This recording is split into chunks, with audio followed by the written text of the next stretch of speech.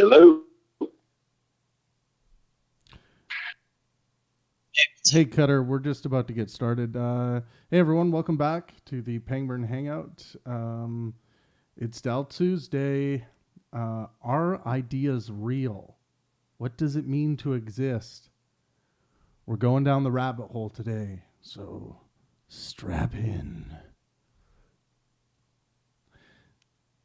Dal, what mushroom-induced trip led you to this topic? Talking to were they like anti-natalist types or certain Vishnu worshippers or Krishna followers, science deniers, lots of science denying philosophy. Yeah. That's very focused. They tend to deny several types of reality. Right. In favor for subjective. On many layers. Yeah. Well, I'm going to send out some invites, and I'll be right back. All right. I guess we should get started. So, I tend to think that this might be super obvious, but I tend to think that reality or objective reality is just the thing that exists no matter who's looking at it or who's not looking at it. And then whatever entity is looking at it, they create a model of that in their mind. And that's another layer of reality, so to speak. That's where we exist. We exist in this like mental realm that is our own model of reality. And I don't know. I personally have been experiencing a lot of people who are denying that specific like dichotomy, and they'll say that the only thing that exists is the subjective reality and individual perceptions. Can I ask a question for like elaboration? Yeah. So the question, so would it be like the objective reality would be that the tree exists, but then the other reality is like this tree like what we subjectively think of the tree, like the tree can give us life, the tree exerts oxygen, stuff like that. Yeah, I mean, I think I go a bit farther, and I would say that there's like outside of our own mental capacity, there's no reason to think of the tree as separate from the things around it. Like without the sunlight, there wouldn't be a tree. Without the ground, there wouldn't be a tree. So I tend to lump it all together as one existent happening personally. But it exists. But yeah, we can. And then we talk about that. We separate it as we see it. Yeah, so I call a tree that specific thing that appears when there's I don't know, that specific thing that has a genetic structure and cell walls and seems to all conglomerate into that shit. Yeah, that makes sense. I like that idea. Yeah.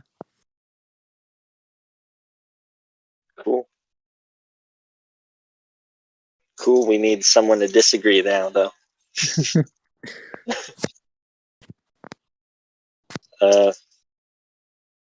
Cutter, Doolittle, have you guys ever ran into people who deny the existence of objective reality, or maybe have some wonky views? I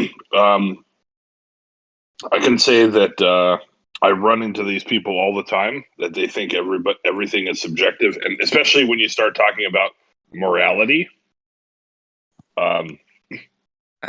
My view, Dal, is a lot like yours, that the observer that's inside our brain that we call ourselves only actually gets to interact with a model of the world that we create, that our body and our brains create for the observer. But don't you? It doesn't mean that Sorry. it doesn't mean that the world doesn't exist. It just means that the thing that we see is not the world. We see a model of the world. People think that means that everything is subjective, and I think that's a fallacious assumption. Do you believe there is objective morality then? So that's a little bit harder to answer, because I think there are things there's clearly things that are objectively immoral, Like what? and things that are objectively moral, but most of these are tautologies. Like murder is immoral. Why is it immoral? And murder because murder is defined as an undue killing of somebody, so or the improper killing of somebody. So if murder itself is defined as improper and morality means to act properly, then murder is necessarily immoral. Yeah, but that's based upon our own. It's a tautology. It's not a wrong definition. It's just a tautology. So the rub is to define what's murder and what's not murder. The rub is not to say murder isn't always immoral. Murder is always immoral. So we can be wrong, but that doesn't mean that there isn't an objective world. You can have bad perceptions. It doesn't mean that the thing that you're trying to perceive doesn't exist. So it's a lot of subjectivists just let's just say they use language which describes their perception but does not describe the real world, and use that as an excuse to say that the real world doesn't exist, just because they continuously use language that talks about their own perceptions. So people have a hard time distinguishing between object language and meta language a lot of times, and even smart people will get caught in the trap of failing to distinguish between object language and meta language. Morality is objective. What exactly do you mean? Well, I don't mean universal. And a lot of people get confused and they think objective is the same thing as universal. So objective just means that it exists outside of your body, and whether or not you're consciously thinking about it. It exists outside of your own perceptual structures. So the biggest example would be that does a tree make a noise if it falls and nobody listens? The objectivist would say yes, it would make a noise because it exists apart from anything else.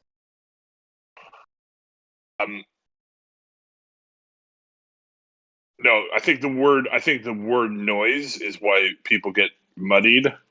Yeah, because noise is a subjective description of a kind of sound, which is usually discordant and has a lot of random aspects to the sound wave patterns.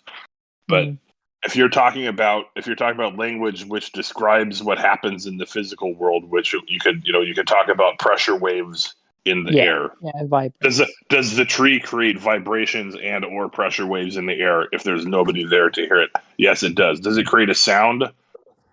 That just muddies everything, because a sound is something that a person hears.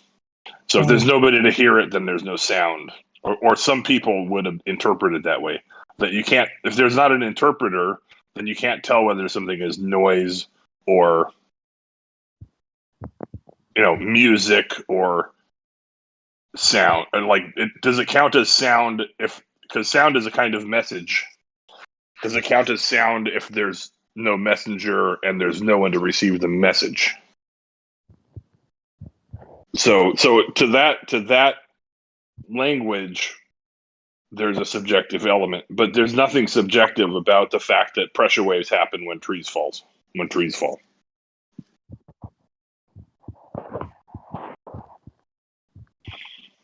So Something like mathematics be objective in the?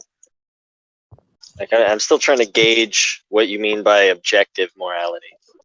Well, it depends. Mathematics is very subjective in the language that it uses. Like 1 + 1 = 2 is subjective, but the sort of the bedrock, I don't know how to explain it, the sort of background that they use to understand the world around them, that is objective, I guess.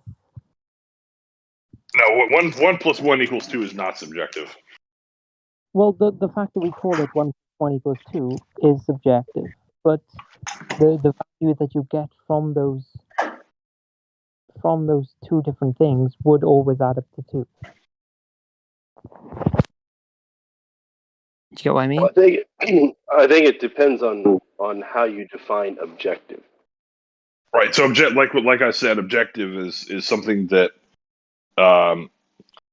something that is objective is outside of it's true outside of your consciousness. It's got nothing to do with your opinion. Whether the truth value of a claim has nothing to do with the claimant. That's what objective is. It's not the truth value of a claim is not affected by the properties of the claimant. So right, and we also have objectivity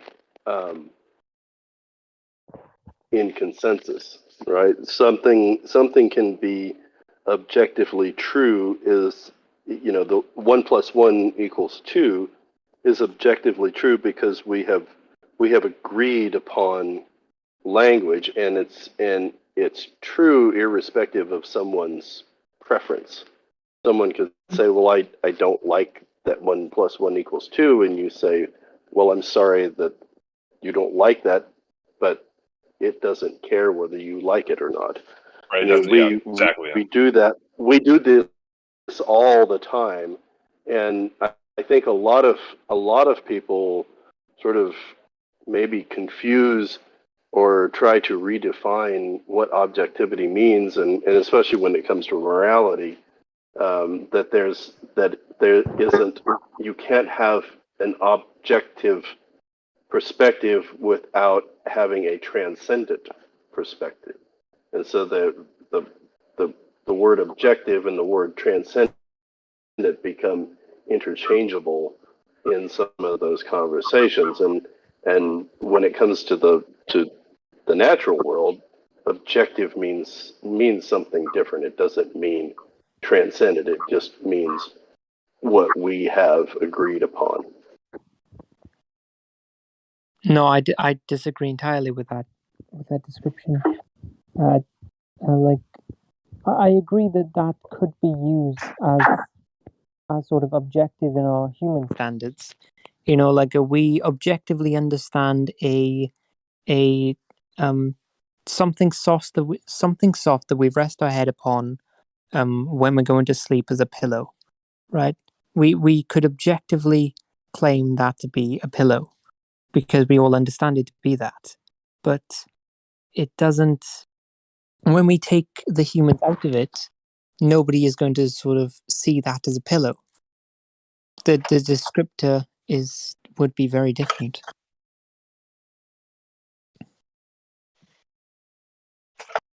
Yes, but it still doesn't change the fact that it is what it is, regardless of what we call it. Well, we're calling it a pillow, and we're putting the value that it is soft, really. We're not really giving it its correct description. No, but the objective part comes from the fact that we agree that that's what we're going to call it. Yes, but if you take the humans out of it, then, which is what we do when we're talking about objective standards, then it would be different. Well, I don't think objective requires that all humans are taken out of it, because we're humans that pretty much only have the capability of talking to other humans. So it's a little bit not playing in the real world if you say there's an imaginary space alien that uses different words, and so we can't objectively say that that's a pillow. No, but if we're just going to, I think, like speaking to people is a very. If we're just going to use that standard of like messaging, that's very limiting. Like we can, well, there are many, many ways to actually communicate with something. Yeah, speaking as one form of messaging is, just one form. Yelling while you're out for a walk is another form of communication. Yeah, that's a social communicator. Same for like vibrations and stuff. Like we communicate with animals all the time. We communicate with the earth. We communicate with everything, really.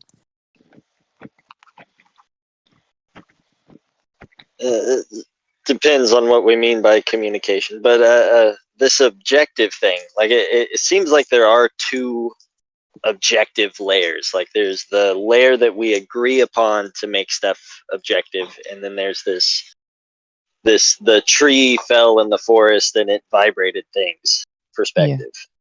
And one of them might be considered transcendental. If you're, it might be, the word transcendent might be used for it to describe like looking at the world without a mind, essentially, just or being the world itself, whatever that would encompass. But I think language has a big role to play with just the confusion here, because for one, we have the language that we speak, and then we have the metaphors that we use, because since language isn't the things in and of themselves, we have to make metaphors in order to relate these things to one another. So like I lay my head on the pillow. I don't actually lay my head on the pillow. I lay down in bed and my head happens to position itself. But like the more you try to logically deduce everything to be correct, the more ridiculous sounding you become. So we just have these layers upon layers of metaphor that are also like in ancient Greece, when they had gods and like an earth goddess and all that stuff, there were plenty of them that didn't think any of that was real in the sense that they were out there objectively out to get them, but they thought it. They had all sorts of ideas of what it was. It was built into the language, so they were just communicating with one another. And I think that there is a sort of mismatch between what a lot of people think reality is with what it actually is, and maybe that's where we end up getting a lot of the science denier types. But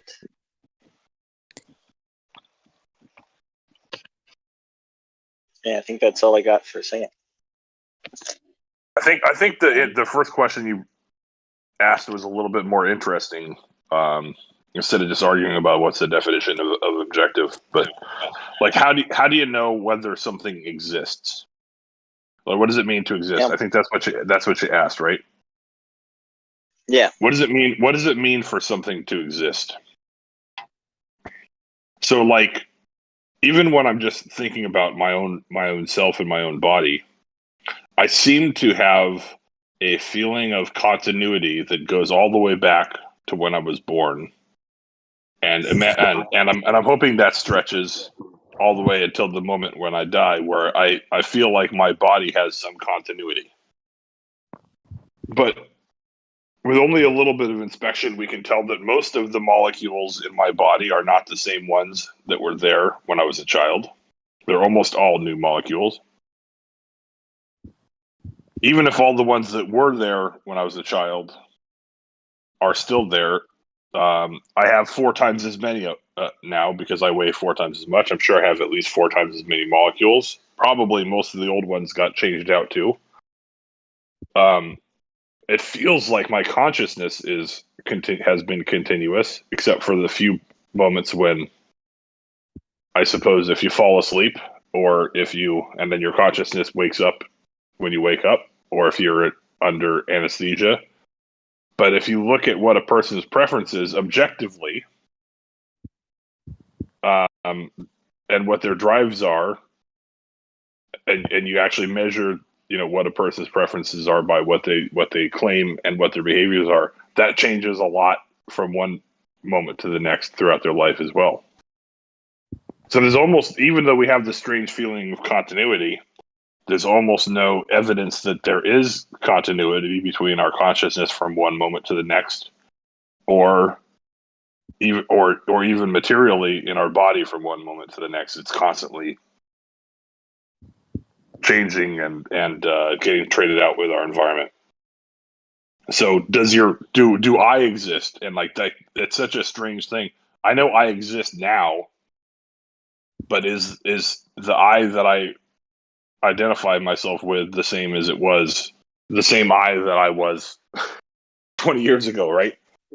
And maybe and maybe not. Maybe and maybe not. I don't know. Like, so do I exist? That's a weird question. I'm sure that I exist now, but the I that I identify myself with is a much larger thing that stretches throughout time, that I'm not 100% sure that thing is actually a single entity. Yeah, because that's a question of identification. Like it's like a very broad question. Right. So what does it mean for a thing to exist, like an apple? There's a physical object that we have as a model of an apple in our mind, Mm-hmm. and it probably exists in the real world because we interact with our body, which interacts with the apple, and we can predict where it's going to go and things, things like that. What it's going to smell like, we can figure out. We can predict what it's going to smell like, and then we smell it, and it really does smell like that. So there's a good chance that an apple really does exist, but when you look at it, it's really just a collection of cells,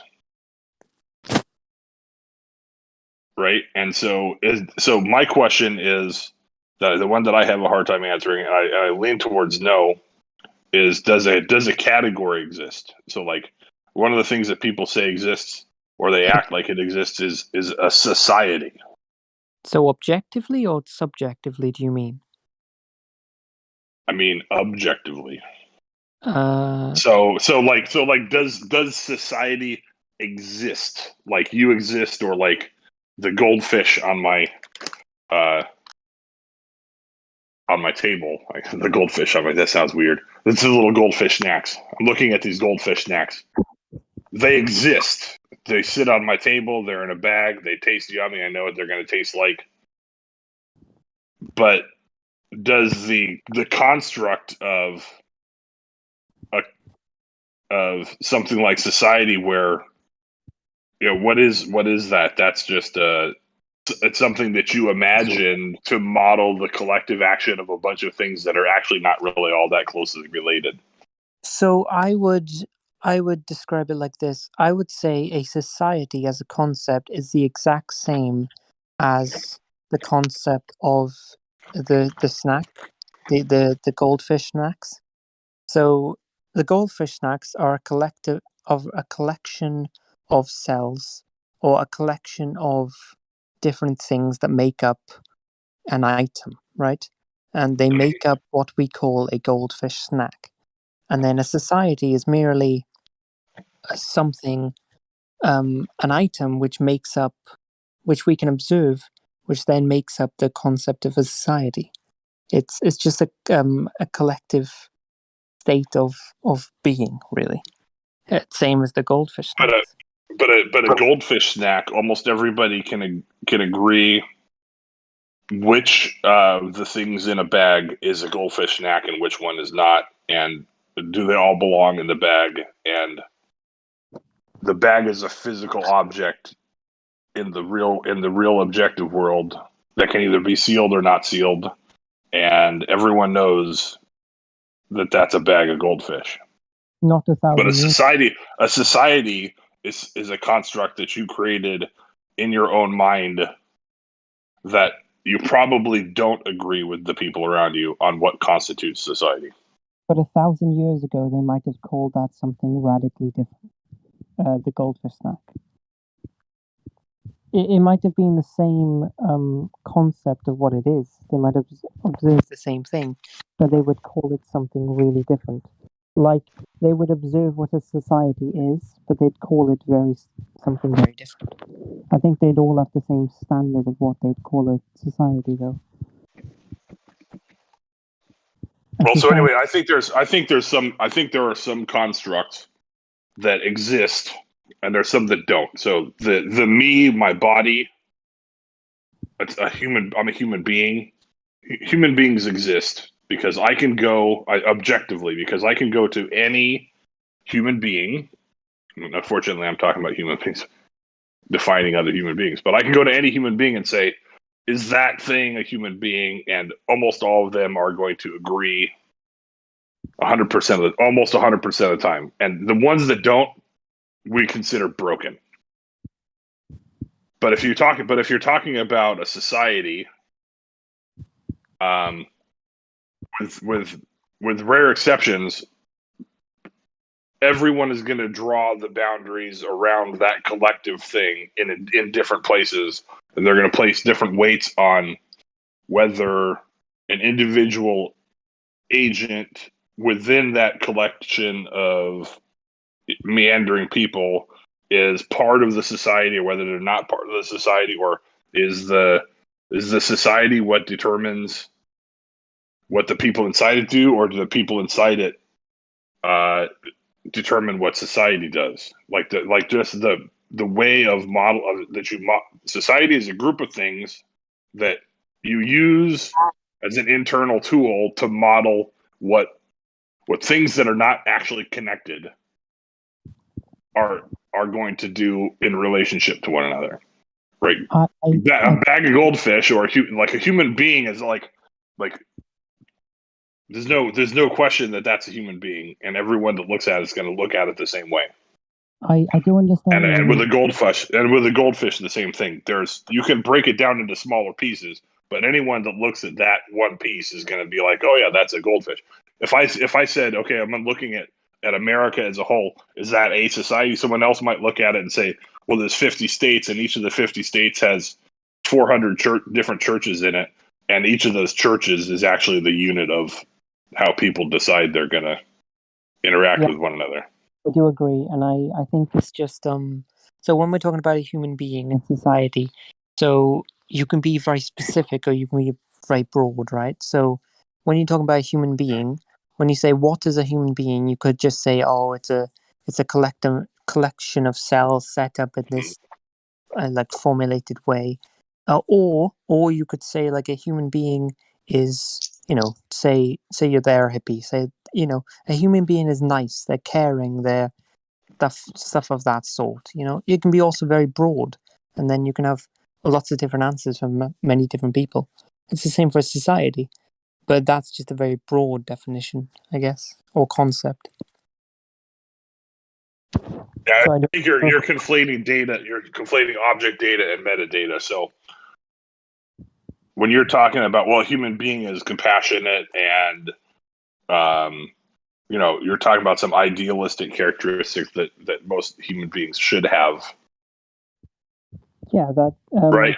But it's metadata. It's not object data. So a human being is a physical object in the real world that has most of the time 2 arms and 2 legs and 10 fingers and 10 toes, and the female of the species has a uterus, and they nurse their young, or they use baby bottles to substitute nursing their young, and they live to be about 65. Like, these are physical characteristics of physical objects. But we can also state certain things, like a human being reacts in this sort of manner when this occurs. Perhaps. And that could be very broad as well. Many people could have many different answers over thousands of years, and it could be the same in terms of society. That's all I'm saying. Right, but a society is a construct inside your head. So is the sort of thought on what a human being is, I guess. It's Well, all subject. which metadata about human beings? It's sort of let's say you had a broad range of individuals all around the world. They would observe at different individuals at different times in the world. So they would have different knowledge to base their perception of what a human being actually is. So they would have different definitions of what they are. Then that would give you a broad range of definitions. Same as society.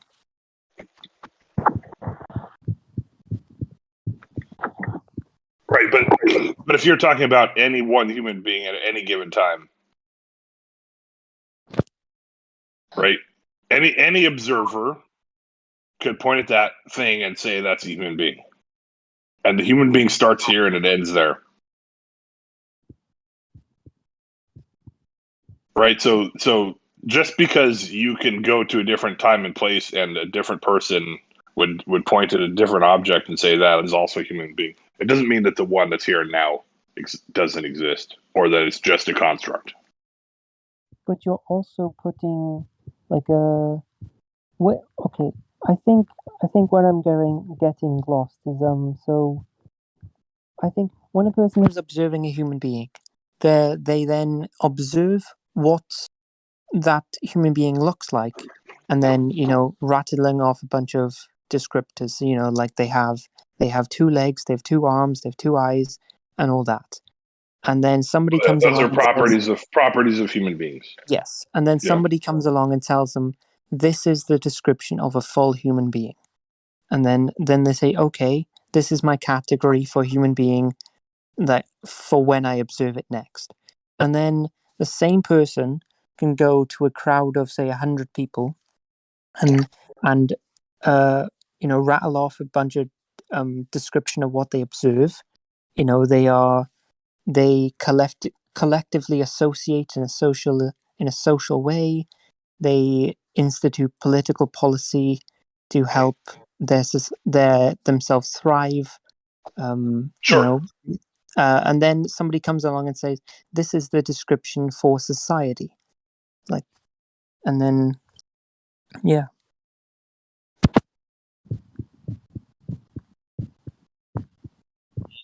Right, but the difference is that you can go to any human being and point at another human being and say, "Is that a human being?" And they will all give you the same answer.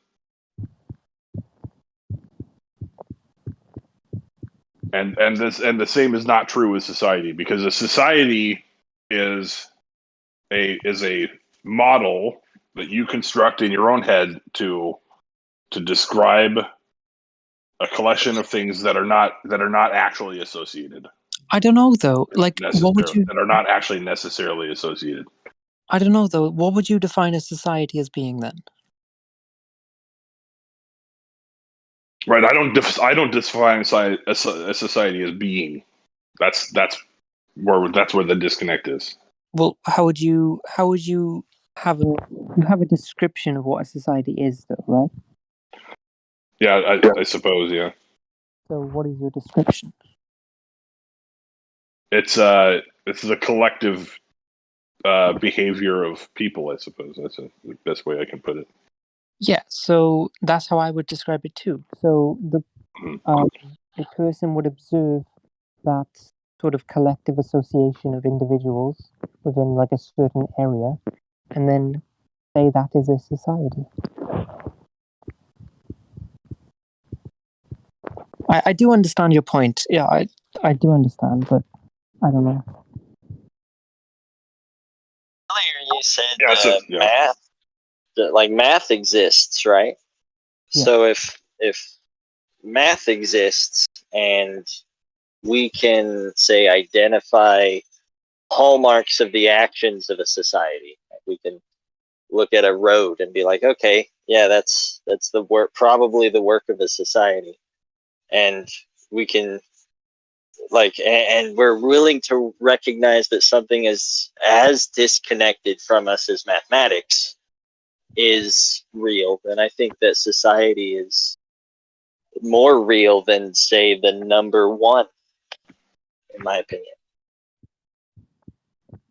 or at least I would think it's closer to me than the number one in realness.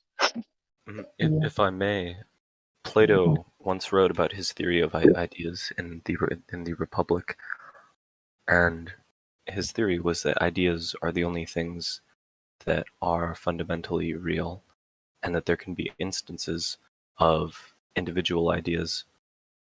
Such I don't know what example he used, but one such example, a cat. There can be a cat, but there are many different cats, and the idea of a cat does not die when a cat dies. It is not created when a cat is created. It exists separate from both the cat and from the person calling a cat a cat. It has some sort of feline qualities that would make it a cat. Yeah, correct. And so this is what we call a cat. And this idea, I think, is that ideas sounds kind of interesting. These sentences I'm saying, but the ideas exist in a sort of interpersonal, imaginary space in which we both agree on something. That this cat is a cat. It exists in a space that is not inside of myself, and it's not inside of any other person, but in between all of us is where these ideas exist. And I think that lies in the fact that the only reason to have an idea in the first place is so that you can convey some knowledge, some meaning to somebody else. And so inside of this interpersonal space is where their take root and they take hold, and where they actually exist. You know, are ideas real?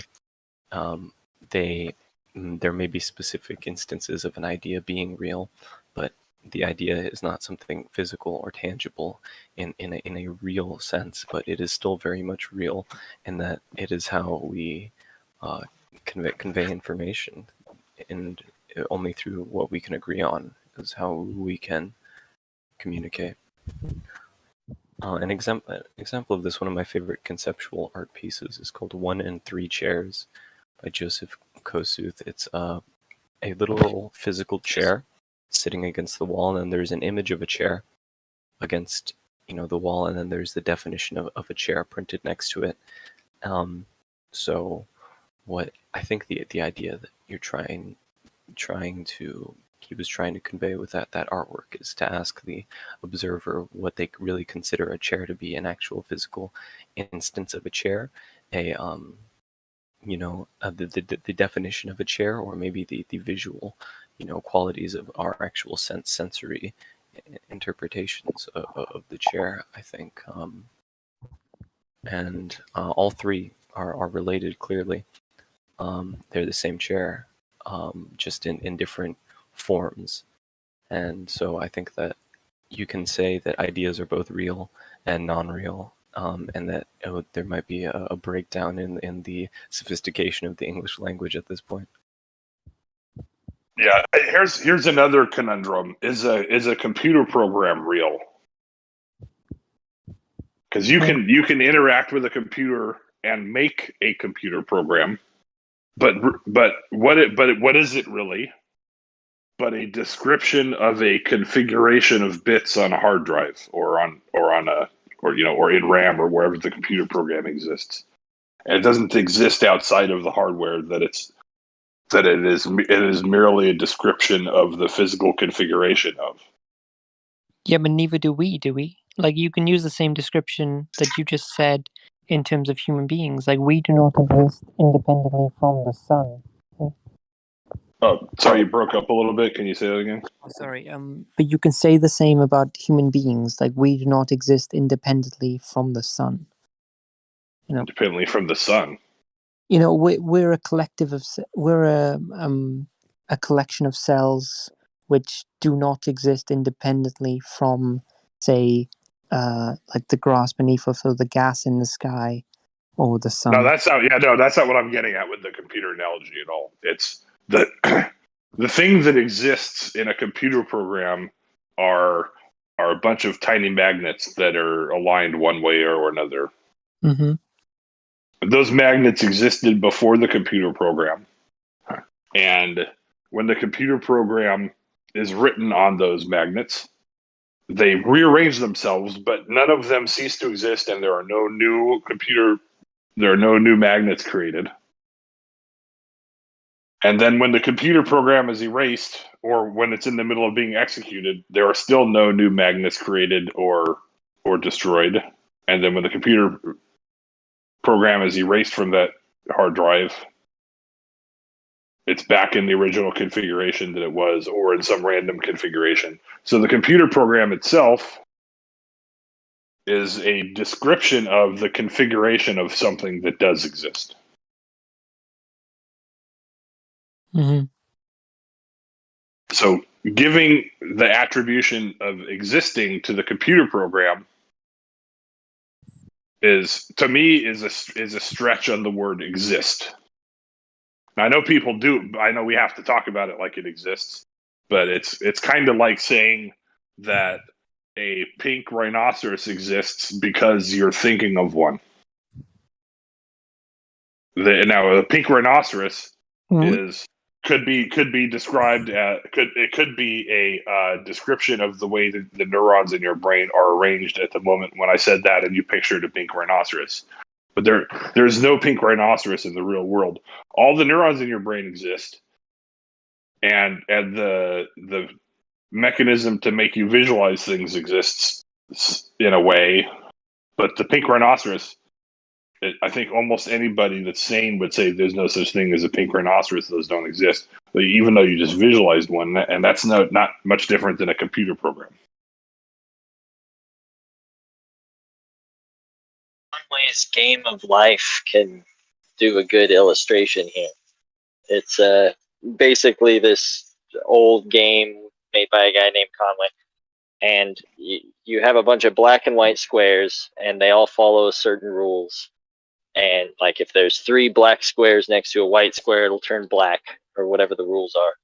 And you get a couple of those rules set up, and you draw a random pattern of black and white squares together, and you press go, and you'll see certain shapes and things emerge that seem to operate as if they're one cohesive thing, and they'll change over time, but they'll kind of keep the same couple of shapes and go between them, and you get that. And I think that kind of illustrates what we think of as a thing. So like we asked earlier if an apple exists, but an apple's just a collection of cells. So does an apple exist, or does it? And something you can do with Conway's Game of Life that I've seen is if you play a bunch of these games right next to each other, you can set up a game of life made where each square is made out of another smaller Conway's Game of Life.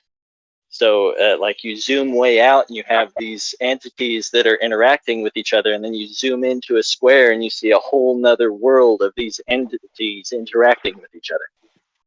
And I think that's pretty much... The most amazing one, Dal, is somebody made a computer out of Conway's Game of Life. And the computer only played Conway's Game of Life. So like you can... what I'm trying to get at is I think that there's multiple layers to existing. Like I think we have the like base layer of existence, and that's pretty much the physical matter, like stuff layer. And then there's also the like energy and stuff that we wouldn't normally consider matter, but I kind of lump it in there, like photons, matter, same thing. It's all in that area. And then we have all these emergent properties that come up from there, in the same way that the greater Conway's Game of Life kind of emerged from the little other games of life. And so, yeah, we have a existence pyramid. And at the very top is, I don't know, what's the least existing thing? Pink elephants. Something. It might be pink. It might be pink elephants. But to me, society and all these other layers that we have are are descriptions of the result of a computer program that's running on your brain, right? So your brain exists, and then the computer program kind of exists, right? Like Dal said, it's hard to say that it doesn't exist, but it's just a description of the state of your brain. And then the result of that computer program running is the way you view the world. Yeah. I think this does kind of extend, well, I mean, not really, in a kind of a my fingers pointing at it sort of way, but not in the way that these categories are necessarily actually separate. Although I think at a certain point you get to the point where these objects that are creating the thing that the thing's emerging from, you get the sense that those don't, like, you can't predict what's the emergent property from any of the smaller properties, like quantum mechanics for existence, or for instance. It's like it's this really complex thing, and if you were to go around looking at each atom or subatomic particle, you would never come up with the description of a human, or necessarily even an atom, like you, or a chemical bond. So like I think there is a certain way in which there are these layers that exist in actual reality, where chemicals emerged from this deeper quantum layer, and then we emerged from this chemical layer where our consciousness is, or what is actually us, emerged from that biological layer, and then that's where we're at. Okay, so I think I agree with you on all that. Where does objective come in? Well, what is objective? I tend to consider what is objective as the stuff that's outside of our mental things. So I have to define objective, because like I don't necessarily think how should I put, I don't necessarily think there is an objective morality or an objective moral good, but I think that even if there is, then we have to find it. And I think that that's an objectively good thing in a way. The searching and finding for the good, the how to be good, or how to have a good life, or whatever. And so I think in a way there is this. I don't think it's necessarily objective, but I think that good definitely. Well, no, I think we at least have to consider objective good's existence as valid for the purposes of searching for it. I don't think it necessarily does exist objectively, but I think we have to search for it. If I may pose a quandary, that you said the definition of your version of objectivity is something that exists without, separate from your own conscious, your own small subjective perception of a thing, right? Well, I meant any subjective perspective. So but I was just specifying yours because, well, you can't really see from any other viewpoint. But I think that if we are to agree that ideas are something that exist outside of your subjectivity, then we can come to the conclusion that ideas are real. And if we're following this reasoning, and to somehow say that ideas are non-subjective, you would have to say that they do in fact exist in ways that can be separate from subjectivity, like, which I think we can agree that there is a certain non-subjective quality to certain ideas, like numbers, and like physical descriptions of color, and substances, like a number is 2 + 2 is 4, regardless of your subjective perceptions. And we've been able, we can all agree on that, even though we all do have this subjective viewpoint. So that interpersonal space that I was talking about before, in which I theorize that ideas exist in, must be something objective, which might just prove that these ideas that we have, even though we can specify the language down to be more accurate to our observations, like you can say an apple is really a collection of cells, which is really a collection of, or organelles, which is really a collection of molecules, which is really a collection of atoms, of subatomic particles, of quarks and bosons and gluons and electrons. And then we're really just specifying the idea. We're not really changing the idea, because we can still agree on that an apple is this and that it is composed of this, but that doesn't change the nature of the idea of an apple. It just makes it more descriptive. So are you saying there's truths that are mind dependent but objective anyways? I think that there's a point. I think there's a point at which ideas become subjective, and there's a point at which ideas are actual, physical, tangible, not tangible, but and not physical either, but they are sort of a transcendent truth to these ideas. And I think you can find examples of subjective ideas, like they say beauty is in the mind of the beholder, and that's an idea that is not easily quantifiable. But if it's something that we can still all agree on, there should be some element to it. Say, we might be able to, statistically decide, oh, people with these sort of facial features are more attractive, and that's what beauty is. Or we can explain it evolutionarily, like, oh, somebody that looks like they would be fertile and provide, yeah. And yes, can I give you a yes? And there was a conversation the other day about the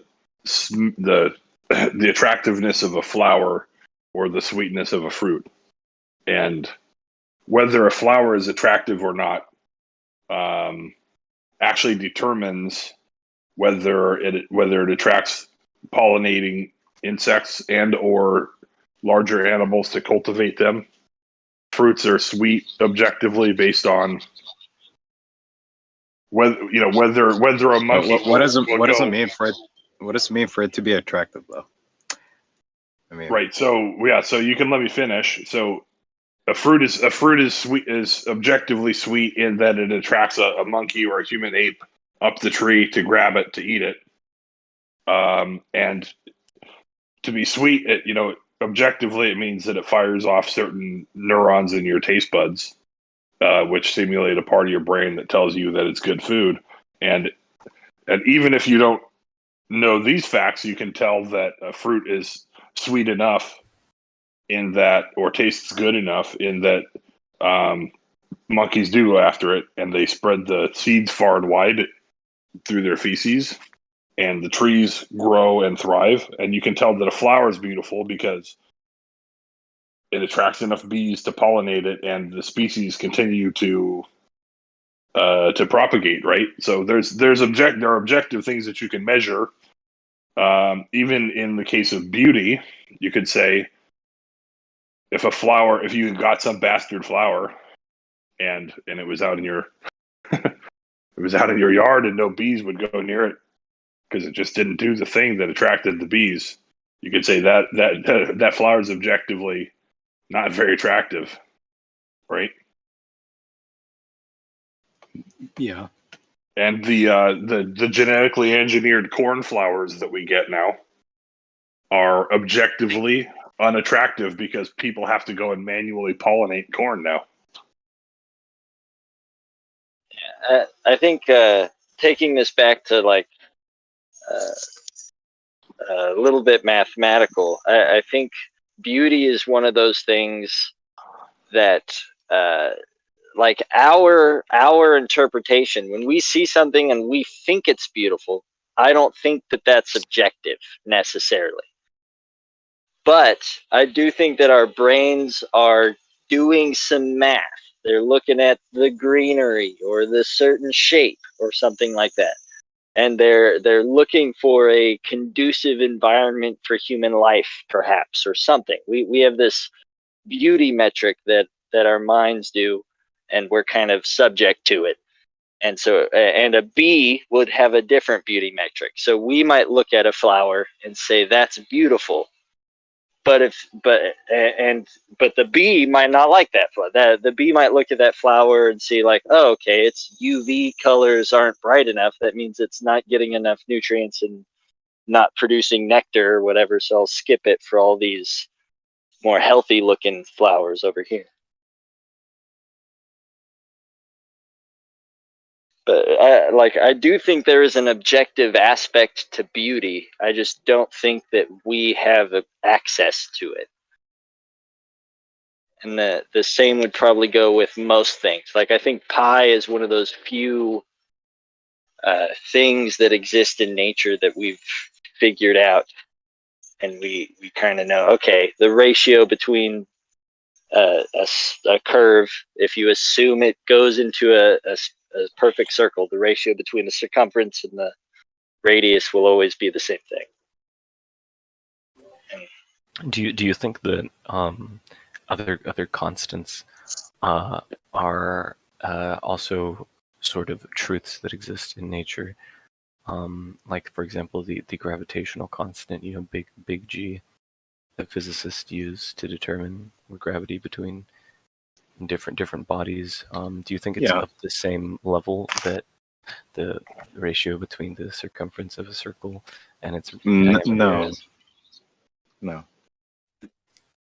No, because pretty sure, isn't the G like a unit of measurement of gravitational force? I would say they're both objectively true, but I mean, as far as I can tell, like, yeah, one of them is like necessary truth, aka the ratio of a circle, and the other is like an empirical truth. It's not as necessary as you think. It only works in Euclidean geometry.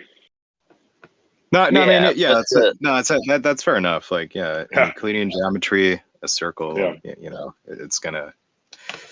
Yeah, no, I mean, but yeah, that's fine. You have to assume a perfect circle. Sure.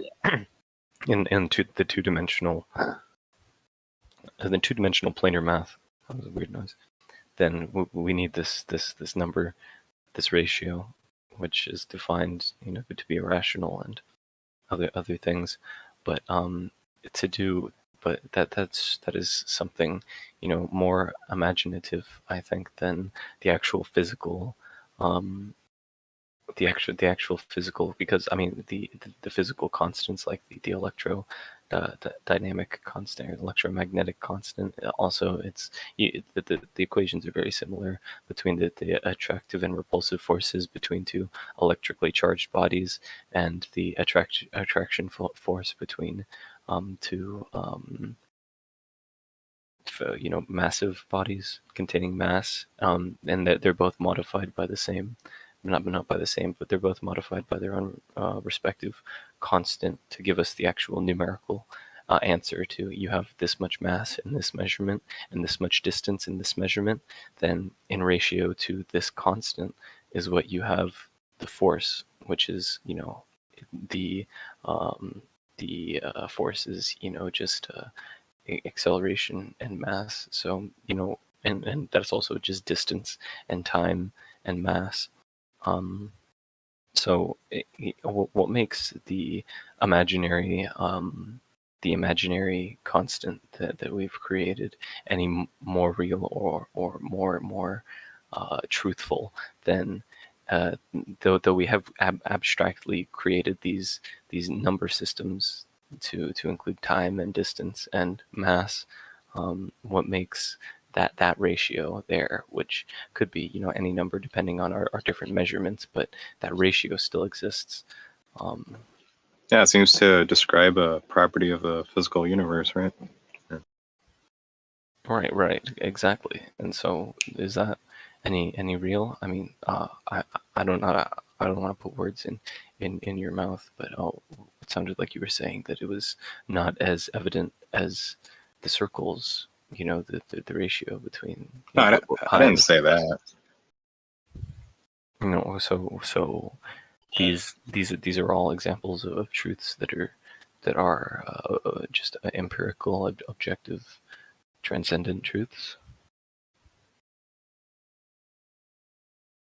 Yeah, I made the point that okay, so yeah, they're both objective truths, and by objective truths, I mean truths that are true, regardless of what anyone thinks. So, if you disagree, it's true, anyways. If you agree with that, it's true either way, and same applies to anybody else.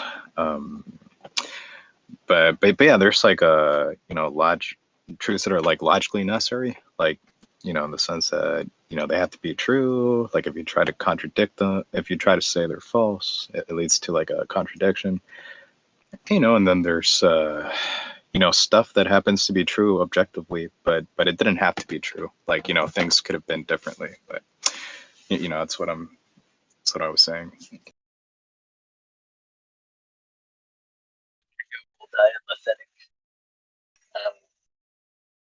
I don't necessarily believe that the law of non-contradiction is true. I tend to think that it's a pragmatic tool for communication, but in reality, it's both true and false. So like you exist, right? But I think it's possible for you to not have existed. Maybe like possible world where like your parents never met. That sort of thing.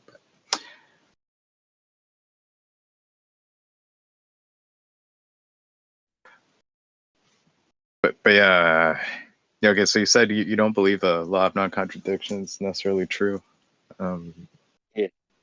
It's like you guys want to engage that topic, or is that like a tangent or what? Hey, could you tell me what you mean, by the law of non-contradiction? I don't think that because something is contradictory, that means that it's untrue. I think that there can be true statements that are contradictions.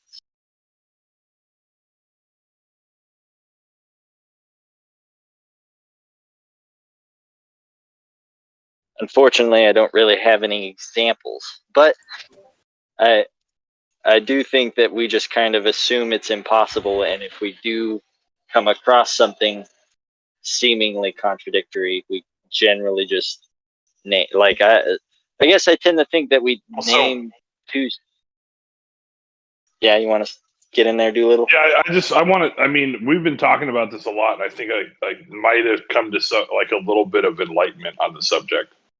Is that we have a tendency to dismiss or ignore contradictory statements as if they're false, but it's more accurate to say they're illogical. And I think that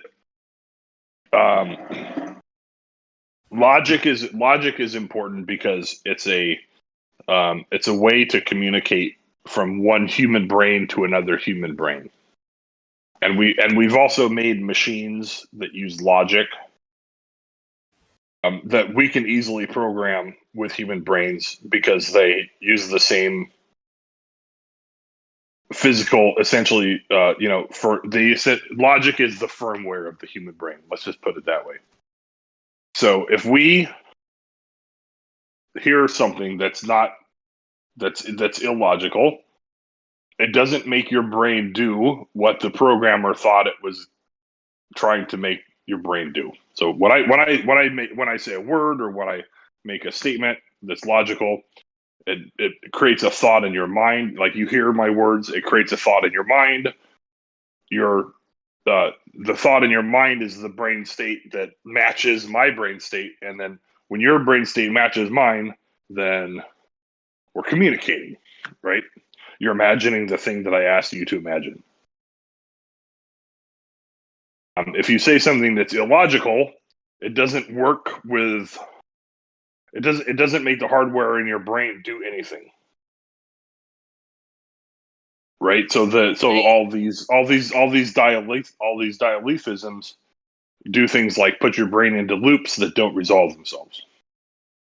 If you have metadata that refers to other metadata as if it were object data, and there's a contradiction in there, it always results in a continual logic loop that never resolves itself. But then as soon as you put a real world object in for it to refer to, it resolves itself. So it doesn't make sense to say that something that's a dialethism is false.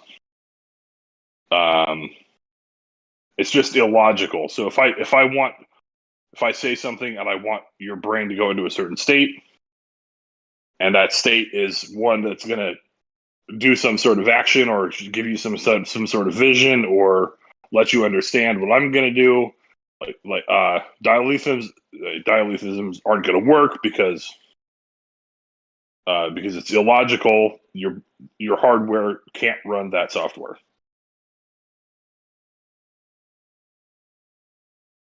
Yeah. So it it doesn't mean that the statement is false or that it's wrong.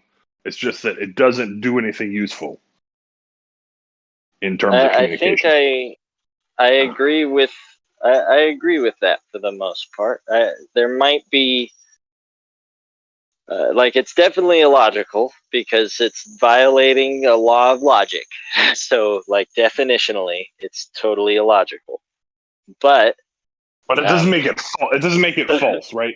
Right. So the good one is the Pinocchio one that you put, the Pinocchio meme, where where Jiminy Cricket says to Pinocchio, "So now if you ever tell a lie, then your nose will grow." And then Pinocchio says, what does he say? He says, "My nose will grow." Yeah. Which is a lie because it won't grow because he wasn't lying or something. I don't know. And then his nose explodes, right? Yeah.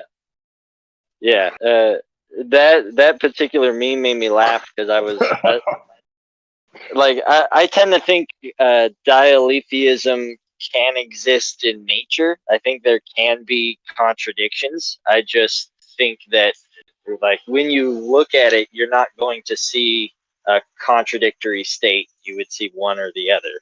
But maybe I'm wrong. I don't know how it actually works. But I had this idea for a while. There's definitely superimposition of different states, right? Yeah.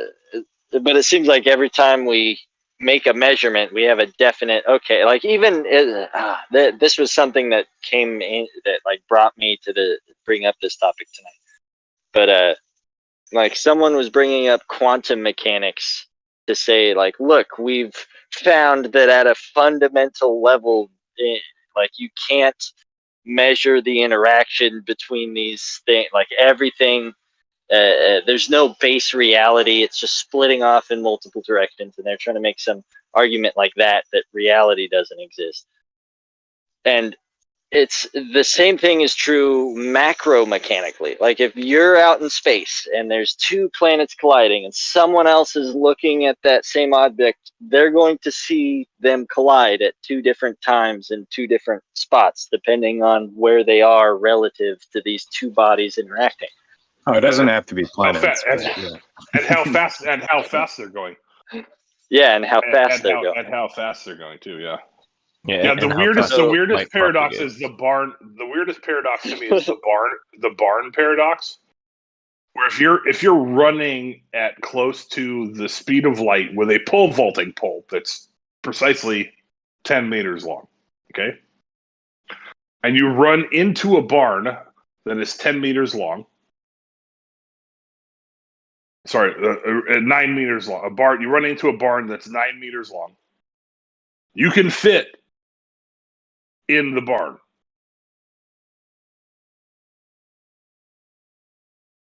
Yeah, it's the same idea of length contraction.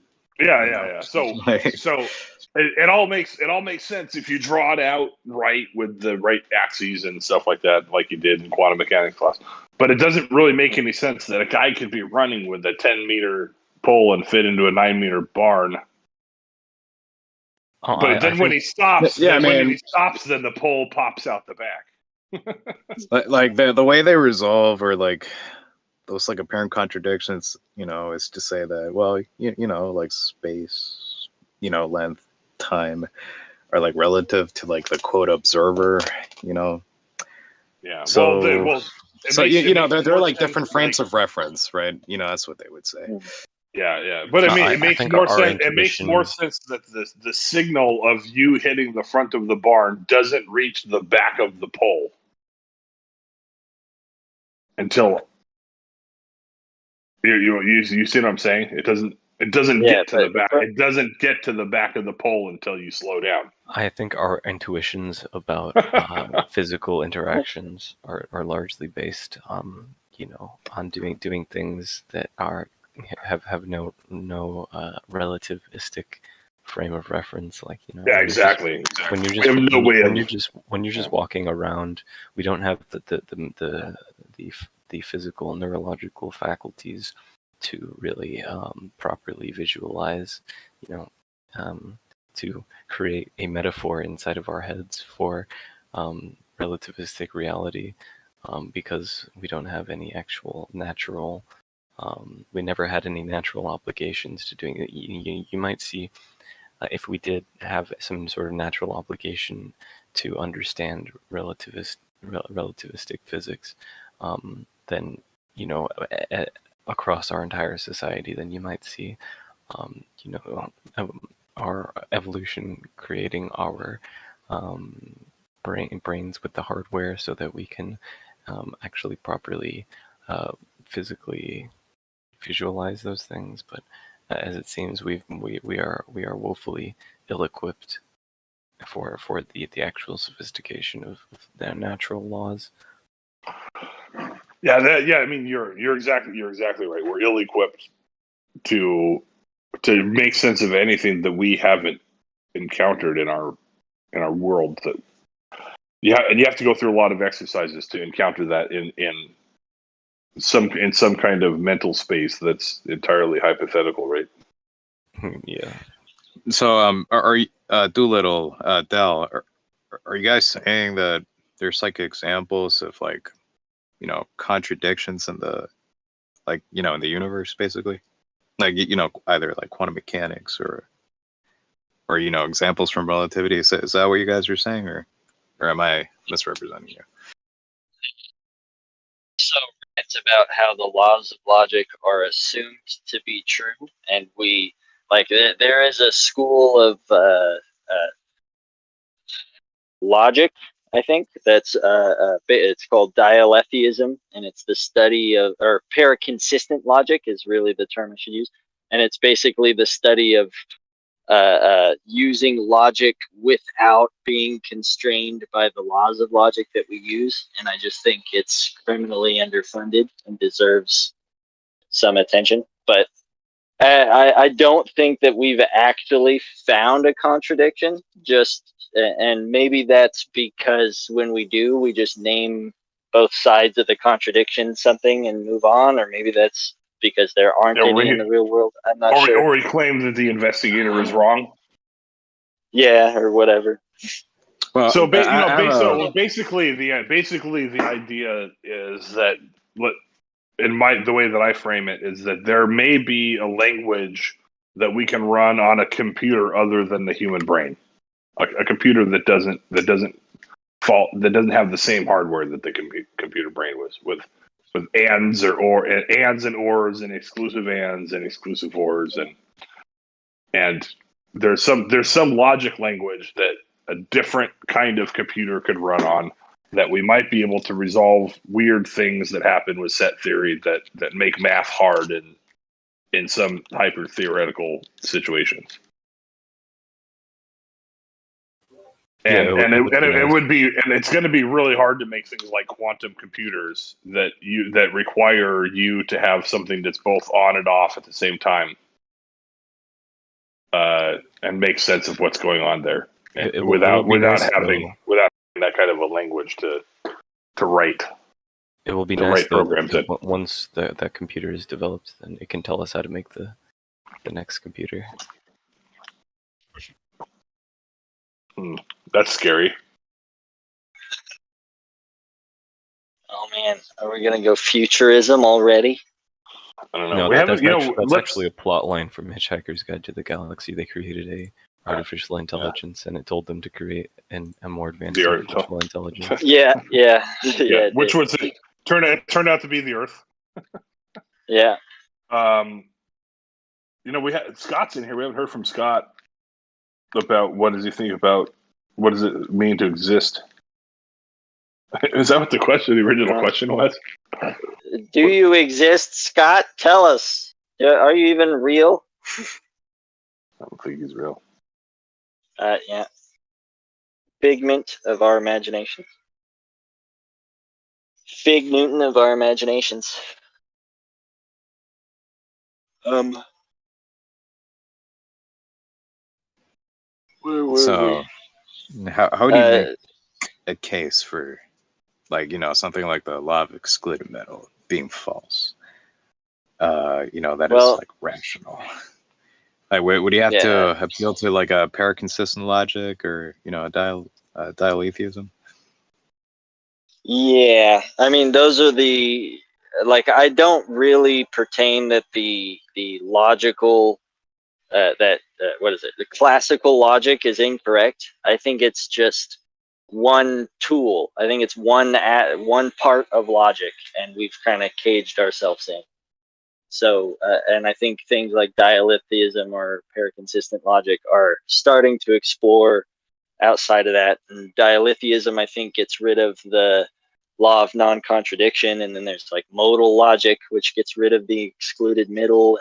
I think there's several more. I don't know what they are, but they've also been around forever. Like modal logic is a Buddhist thing that they've been doing for a long time. So it's not like it's a hyper new area. And I mean, there's like different motivations people take for pursuing those routes. Like, one of them would be like the liar's paradox, aka, the sentence is false. And saying, well, I mean, there might be some true contradictions, like, and stuff like that. I mean, but what do you mean? Like modal logic is a Buddhist invention? Like, what do you mean? What do you mean by modal logic? As far as I can tell, modal logic, it's like basically the logic of what if, hypotheticals, possible worlds. Like, I don't actually know much about modal logic itself other than it's paraconsistent and it's pretty older than I thought. But Dharmakirti, I don't know. Yeah, so I mean, I think one of the problems with what we're talking about is that containers can't contain themselves, and people make a fallacious attempt to assign containers to contain themselves, and this always results in inconsistency and or explosion of people's brains. But that's basically what set theory is, right? Trying to rationalize. Well, set theory fails when mathematicians try to make containers contain themselves. Yeah, I don't know. I think I just have an intuition that the failure isn't always like the failure doesn't necessarily hint at at just like self-containing containers not being at all possible. At least I see no reason to think that. But I don't know. It's not something that it's not a hill that I'm willing to. I think you need to prove. I think you need to prove that a container can contain itself in any way, shape, or form, and then. Well, I think you would also. And then I will grant you all dialetheisms. How about this for a starter? The universe can be thought of as a large container in which Okay. Yeah, that's where I was going. I was in going to which say this. the universe, okay, even separate from the observable universe, if we hypothesize that there might be some existence outside of the observable universe, it's still within the container of the unobservable, the total universe, the sum universe. And this container contains everything within it. And since there is nothing without it, it also contains itself. I mean, it is literally the border of between nothing and something. So okay, how about a walled garden where the wall is inside the walled garden? Well, what if the walled garden includes the wall of the walled that's what garden? I'm saying. That's right. That's what I'm saying. So, Right. So that's so I mean, it's just a definitional failure. It doesn't mean that there is such a thing as an infinitely thick wall.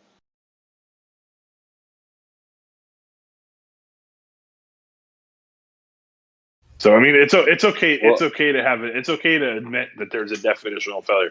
Sets cannot contain themselves. Containers cannot contain themselves.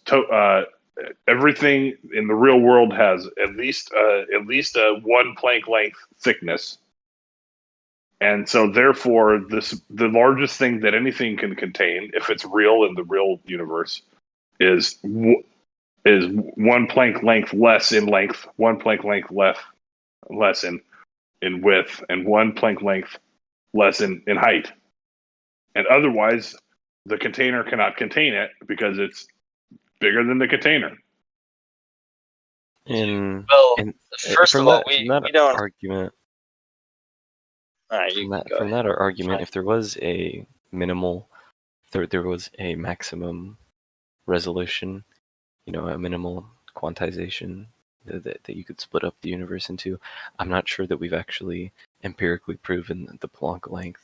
But if we could you not also prove, therefore, that there is sort of max computational load that the universe can accomplish, that you can't split up molecules any finer than what they are at a certain length, and therefore could you not also argue something similar to the simulation hypothesis and related ideas? Because I'm not sure that the Planck length has been empirically proven. I don't think it has been. I mean, there's a reason string theory is still... Okay, well, I mean, we'll put any other length in its place. Yeah, right. Any other even length, even an infinitely small length that's orders of magnitude smaller than the Planck length. I'm not sure if that would still still the container cannot contain itself. Well, I'm not sure that would still be a length, though. If it was infinitesimally small, it would just be a point, and then you can have points outside of the boundary, sure, but you could have points on the boundary easily. So I think you could have a container that was capable of containing itself hypothetically. You think that if a container was a point, it could contain itself?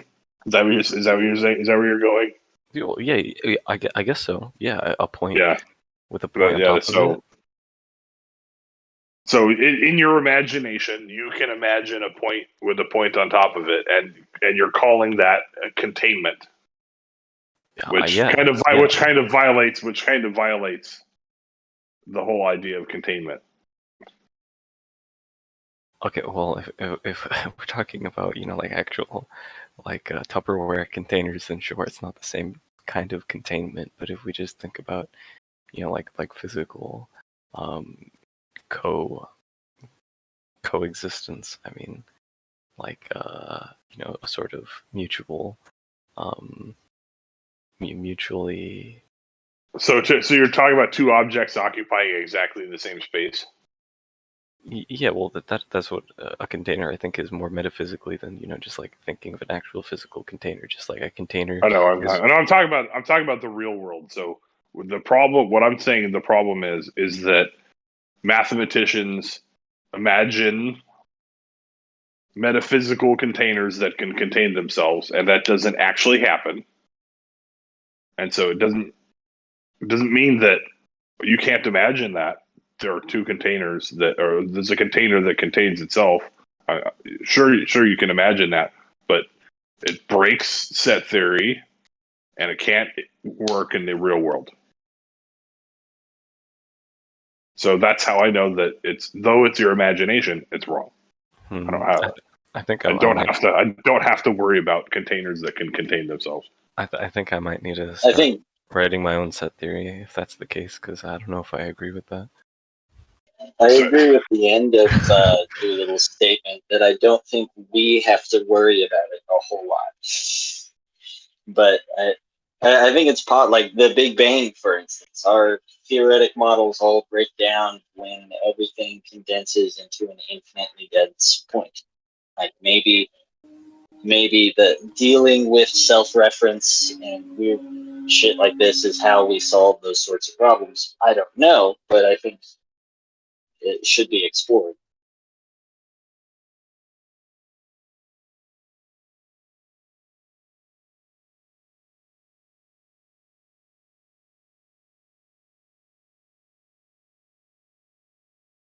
I think we gotten pretty far off topic. Are you live on YouTube? Yeah, I think we are. Oh, but okay. I'm gonna go and see if there's any comments on YouTube here to address. Yeah. If I can find Pangburn on YouTube. Oh, here we go. I think he has a link. I'm on mobile. It's so difficult.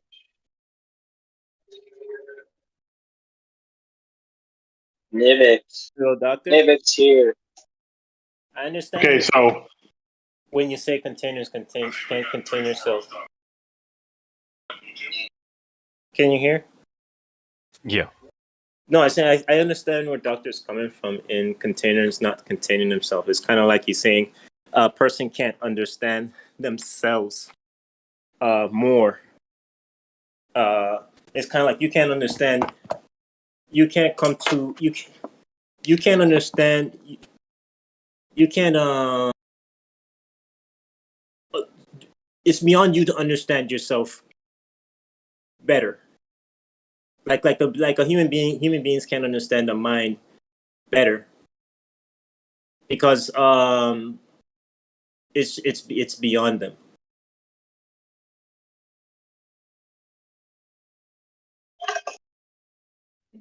So you can't completely understand the depths of your own mind.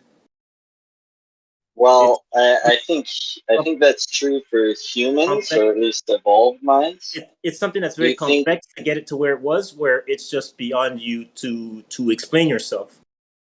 Because I think we had a conversation with X one time, and he says like, "What if humans can create humans?" And I was like, what it took for humans to come to what they are now, that took like many calculations of nature, trillions, who knows, and of potential that is way beyond you as a person. So you can't just sit there and say, I'm gonna put together a human. It's like it's something that's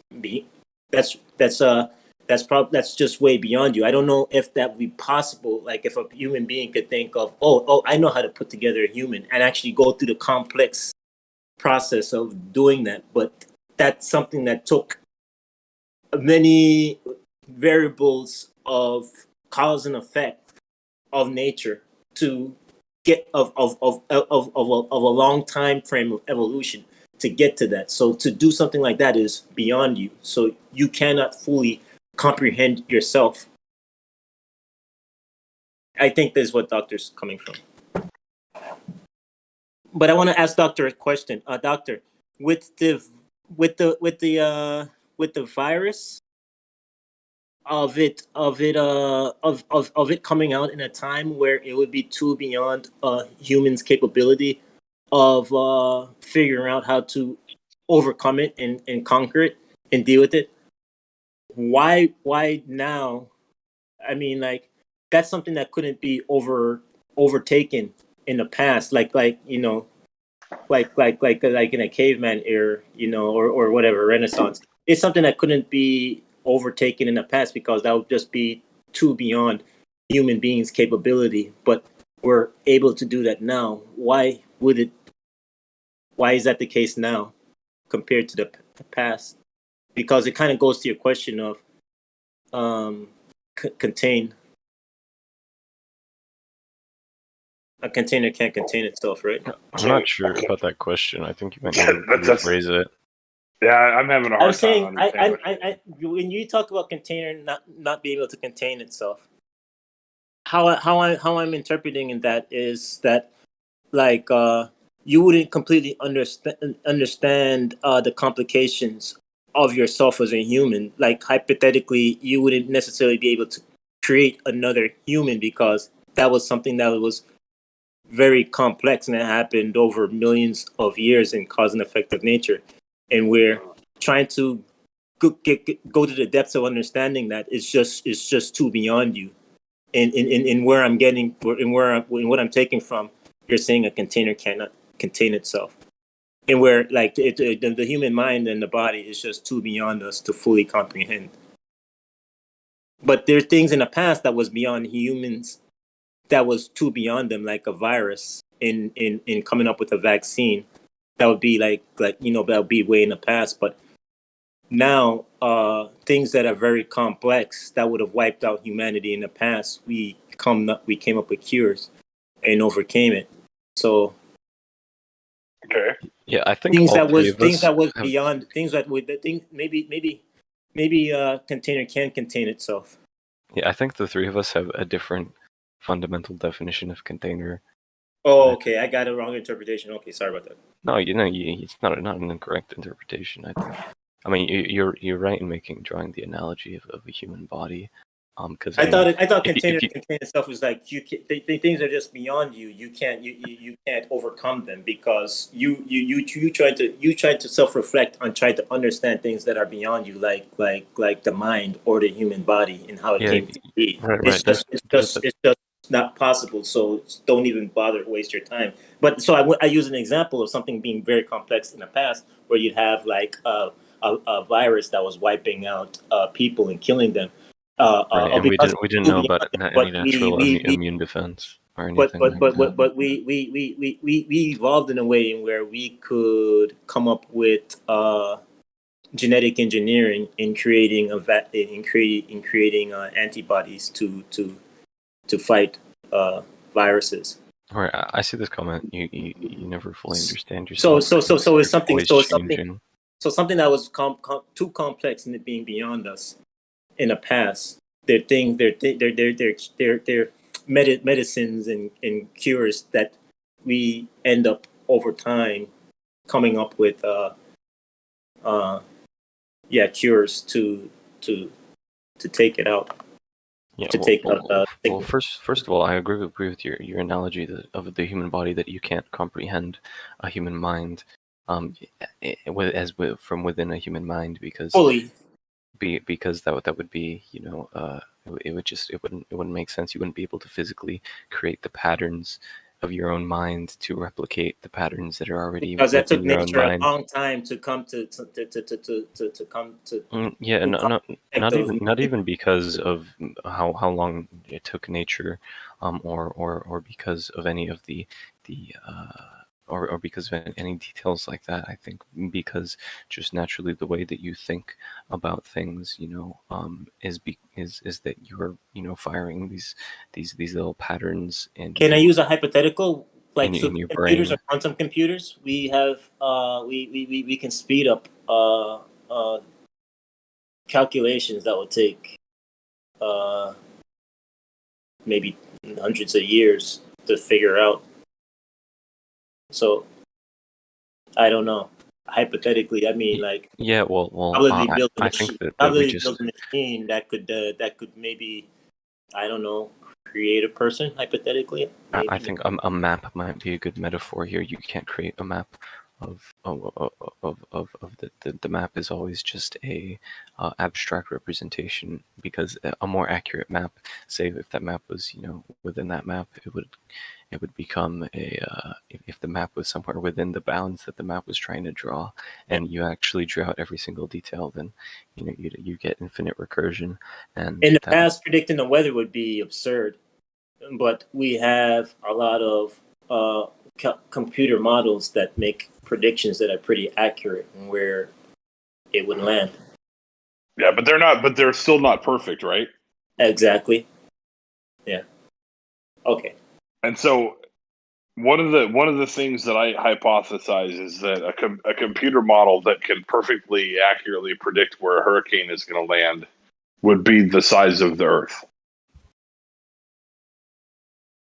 Yeah, there are quite a lot of air particles. Okay, I get what you're saying. That's at the minimum size. That's what you mean by a container can't fully contain itself, because you're not. Or maybe the size of the Earth's atmosphere or something like that. But yeah. I mean, I don't. Is that what you mean by container can't contain itself? Actually, we can keep extrapolating on that. From a physics standpoint, every single particle interacts with every single other particle in the universe, no matter how far away or how close they are, at least extremely, extremely minutely through gravitational effects, right? That even if you get, like 100 quadrillion miles light years away or whatever, and you would still be feeling the smallest fraction, the smallest, a decimal with like 50,000 leading zeros, but there would still be some small amount of force being applied all the way across the universe because of the motion of other molecules. And so, in a sense, you can't really accurately predict the movement down to, for example, we'll call it the Planck length. You can't predict movement down to the Planck length, because you would have to know all of the information involved, which would include literally all of the mass in the universe. And then, as you're actually performing your calculation, say you've got a pen and your paper, as you're writing all the math down, hypothetically, you'd actually be changing the outcome, at least by a few. So our prediction is always going to be lower resolution than reality. That's an interesting. That's not what I'm saying with a container can't contain itself necessarily, though. Let me explain it more simply to you. I'm sitting here looking at a bottle of rum, right? The bottle of rum is a container.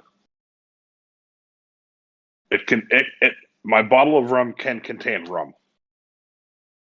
I could put other things in it, but right now it contains rum and some air. But what it doesn't contain is bottles of rum. If it was to be a container that contained bottles of rum, I would have to call it a bottle of rum. Or I would call it a case of rum. But I would not call it a bottle of rum. I would call it a bottle of bottles of rum. So in this way, semantically, you should be able to understand that a bottle of rum can contain rum, but it can't contain bottle of rum. Right. That makes complete sense. So if you simply call the thing that contains bottles of rum a case of rum, there's no contradiction. So the Myers paradox is where you have object language is supposed to refer to objects, right? Or meta language refers to language. And if you have meta language refer to other meta language and there's no object involved, then infinite recursion loops can occur, and it doesn't make any sense. And depending on the sequence of when you started thinking about it, it'll either seem true or false.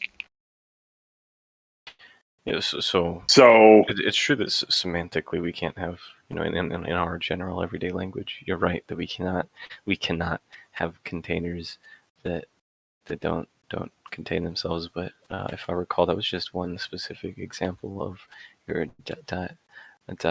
dialethism. Yeah, sure. Yeah. There are others though that I think might be because for example, in the English language, or basically any language that humans have created, we can't comprehend. You're right that our idea of a container is incompatible with those certain qualities of the containers of containers and such. But it's true that is true, but it might also be true that some other ideas that we have could be contradictory and true at the same time. That they're false, but their negations are also false. Like that, for example, Heraclitus, and I think also Aristotle, or they would like to use the example of rivers because, well, that's all they could really observe, and they would say you could step into the same river. These philosophers, you can never step into the same river twice, is something Heraclitus said, which sounds like a contradiction, but what he means by the same river is that you can step into the same river, so the same location, in your mind where you have the territory laid out, but the actual body that's creating the river, the actual body of water, is in constant motion, constant changing, and so it's not the same river. Not the same river every instant is a different instant, right? It's never the same river.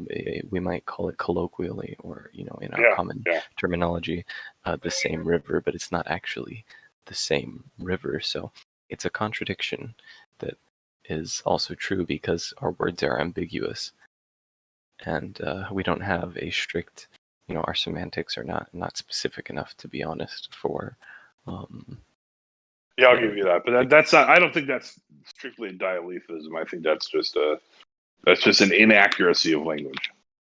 That could be what you could call all dialethisms, though. I mean, all we can do is communicate using language. We can't really communicate otherwise.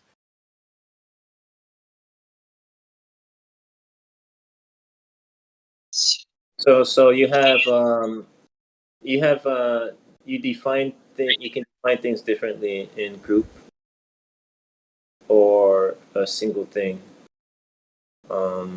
In seeing it, in how you see it, it could be the same thing, but based how it comes together in a group, it could become something else. Like a planet would be a solar system, and so I guess there's somewhat of objectivity and subjectivity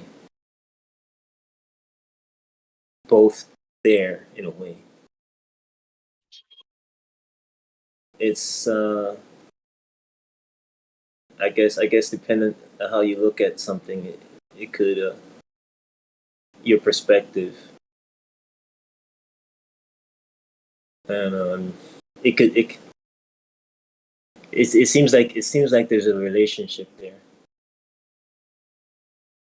in where, like, in how somebody can see one thing one way, or another person can see another thing. I mean, see it another way. You're exactly. I think you're exactly right. Yeah. In the relationship, the relationship between an object and the thing that's created when those objects come together, and depending on which level you're looking at it, which level of analysis, that's subjective. So, another interesting one that I like to think about is the ant. And a group of things coming together, you'll see it differently in how another person would see it, because you probably see relationships differently than of a group compared to another person. Right, and that's why I was saying earlier that the groups, it's harder to attribute existence to the groups than it is to the individual objects, because anyone can look at an ant and say, yes, that's an ant, and anyone that looks at an ant colony,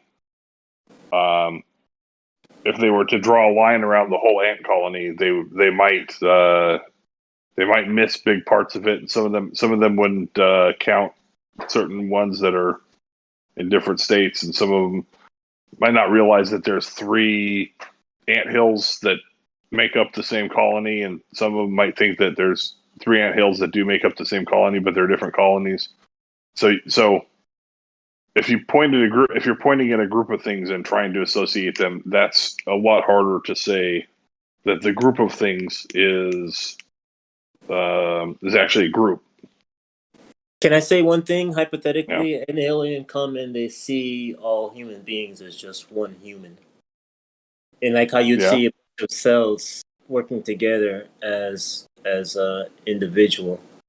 An alien wouldn't see a difference between humans and similarities as a unit that work together for survival, just like cells work for survival. So I don't know, that might sound absurd, but I mean, they might see it that way, and they might also only see the bacteria in our guts, and they might not recognize all the other cells in our body as the things that are actually controlling the bodies. So it can call all people human, and one human will say, "What are you talking about? Like each person is a human." That's what you just said make no sense. And the alien said, "Well, you work together in a collaborative way for survival, right? Yeah, your cells work together in a collaborative way for survival." You know, so you're not separate. So I guess There's some massive truth to that, Nivek. I don't think that any individual is we're really just all interpretations of the same thing, just with different qualities. Some people are bigger, some people have different qualities, but we all have a sort of general sameness that just provides us with our humanity. And I think that the aliens would be correct in your hypothetical in saying that, well, you're not a human. I think a human is all of you. I think that's an interesting thought experiment. So like I guess how you see your relationship with things and how they come together, you can call that relationship one thing.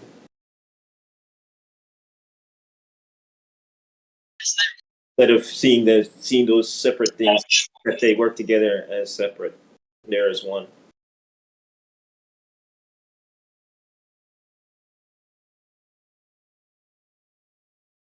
Depending on how you look at things. Is there anything that can't be divided any smaller, do you think? You're breaking. Like, am I?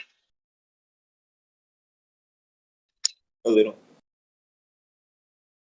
Yeah, say it again, Del. Do you think that there is a fundamentally smallest thing that's indivisible?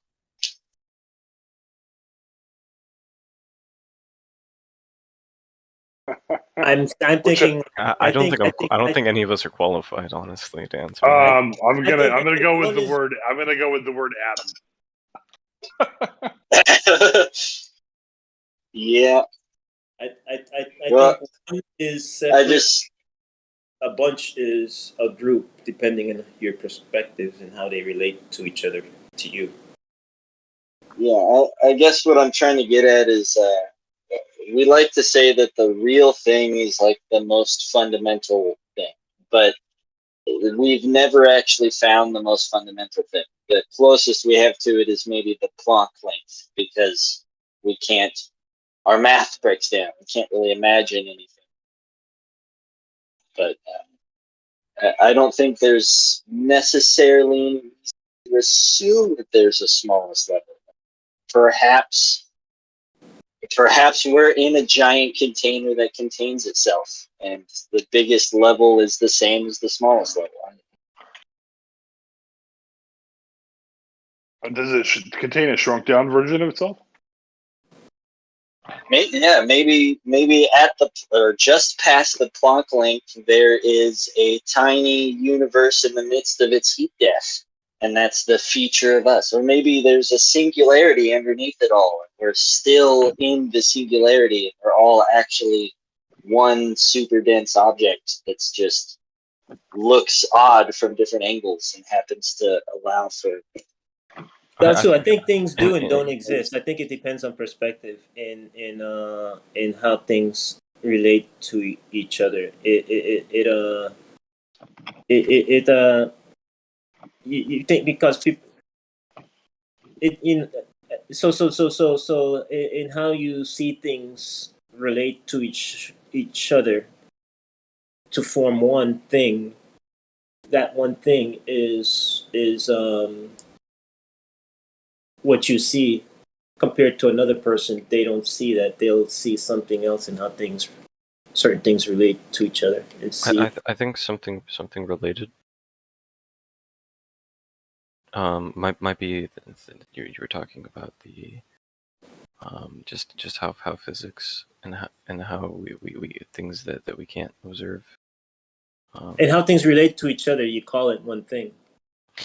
Yeah, one thing that's interesting that we've actually been able to prove though is that math is, or not math, that light, that light or that the speed of light in a vacuum is the speed limit, that you can't go faster than that, not because there's some sort of like massive resistant force, but just because the speed of light is literally the it's tied to the change of time. That it was like I'm saying like if you were to go faster than light, you would get somewhere before you left. In that, from the perspective of a light particle, time gets dilated to nothing, and that from the perspective of a photon, it gets there instantly, and no time has passed whatsoever. So I think an interesting, some interesting thought experiments are, if our perception of time is so so skewed and so warped towards our personal objectives as being a human being, that we don't actually know what time really is like. I mean, because if you were a light particle, an observer from the vantage point of a light particle, time wouldn't even really exist. You would just be where you were. You would get there instantly. Your travel would be negligible, and so I think it's possible that that light itself is some sort of I read this physics book, and it's called the A Gentleman's Guide to Modern Physics. It was written, it's not that modern though, written a long time ago. But in that book, the author claimed that a qualified scientist would say the closest thing to God would be a being made out of pure light.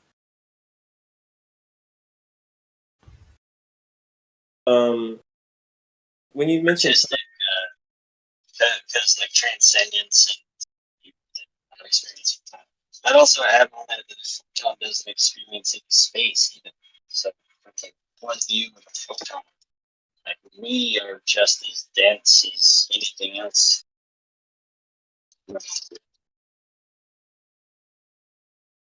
Just because it wouldn't see anything except for it wouldn't experience anything except for the next thing that it hits. Just like we can perceive matter differently, we can potentially perceive time differently in how we experience it. Because people could, depending on how they interact with the environment, can experience time differently. They can live in different points in time. You can, based off of a prediction of knowing what's going to happen of a hurricane, and living your life differently compared to a person that don't. where you'd be reacting in the outcome of the future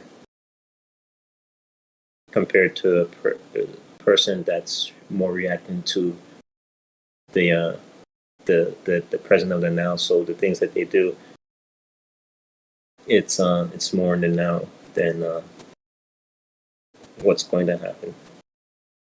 So like, I mean, if you're gonna crash your car, and the cat in the car would be experiencing time differently because you're seeing what's going to happen and you'll be bracing yourself, and the cat wouldn't be aware. But a dog, it can live in a different point in time where it can smell somebody coming way before you can and be acting differently before that person shows up at that point of time. So you're experiencing a different the way I guess it depends. I think people live in different. They experience time differently, and how they relate to the changing environment around them. Because the changing environment is a measure of time, and how we interact with that environment is us experiencing time in different ways, depending on how we are interacting with the environment in predicting what's going to happen in the changes of the environment. So some people they can live more in the present. Some people can more live in the future in predicting what's going to happen.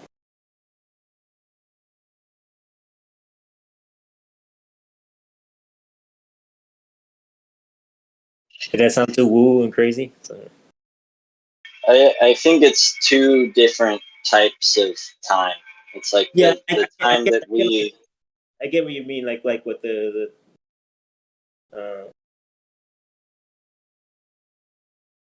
just a changing of the environment of relativity. Like like I can, or we can have two examples. There's the guy that knows the hurricane's going to come, and then there's the guy that knows the world's going to end. They're both living in the future, quote unquote, and both of them are kind of right in a way because there's this hurricane coming. So one's more accurate than the other, but they both kind of prepare for this future cataclysmic event. Say they both survive because of that. I don't think that's necessarily living in the future, but I do think that I think you're right. I think it's just that it's not quite the same topic. It's a different type of time. It's like experiential time versus universe time, but not relative universe. The universe time is our interaction with it, though, and how we perceive it. I don't think it is how we perceive it, though. I think it's our interaction with things around us. So, like, the fact that your mind exists inside your brain, and then that exists inside your body, and that exists inside the things around you. The fact that all those things are in relative positions to one another, that is what dictates time. And your experience of time passing is more dictated by your own internal measure of time, which fluctuates throughout the day.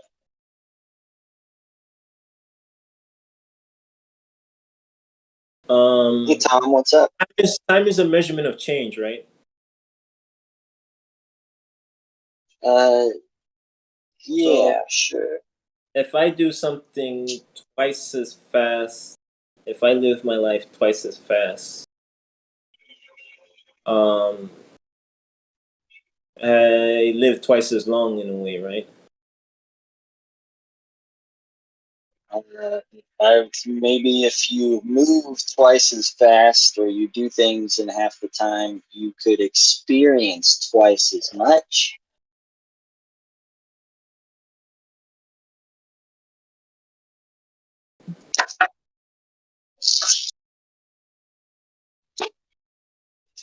Yeah, so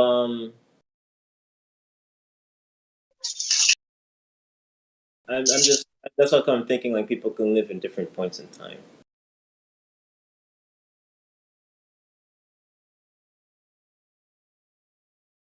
Like I probably like look at Afghanistan. They're probably in the medieval age. They probably, for them to get to where America is.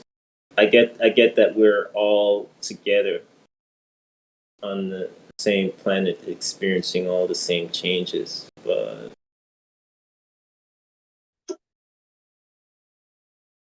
things change at different rates. Where if there's changes at different rates, then there's different times. Then, since time is a measurement of change, if one thing changes more than the other, then isn't it more? Does the thing change more than the other? How are you measuring change?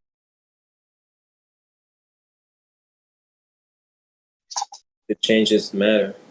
I can think of a trivial example. You throw something, measure the distance. The further it goes, the more it changed. Well, the movement of matter is change. That's just it's still distance, regardless. I mean, it might not be like travel of distance, but I mean, like if there's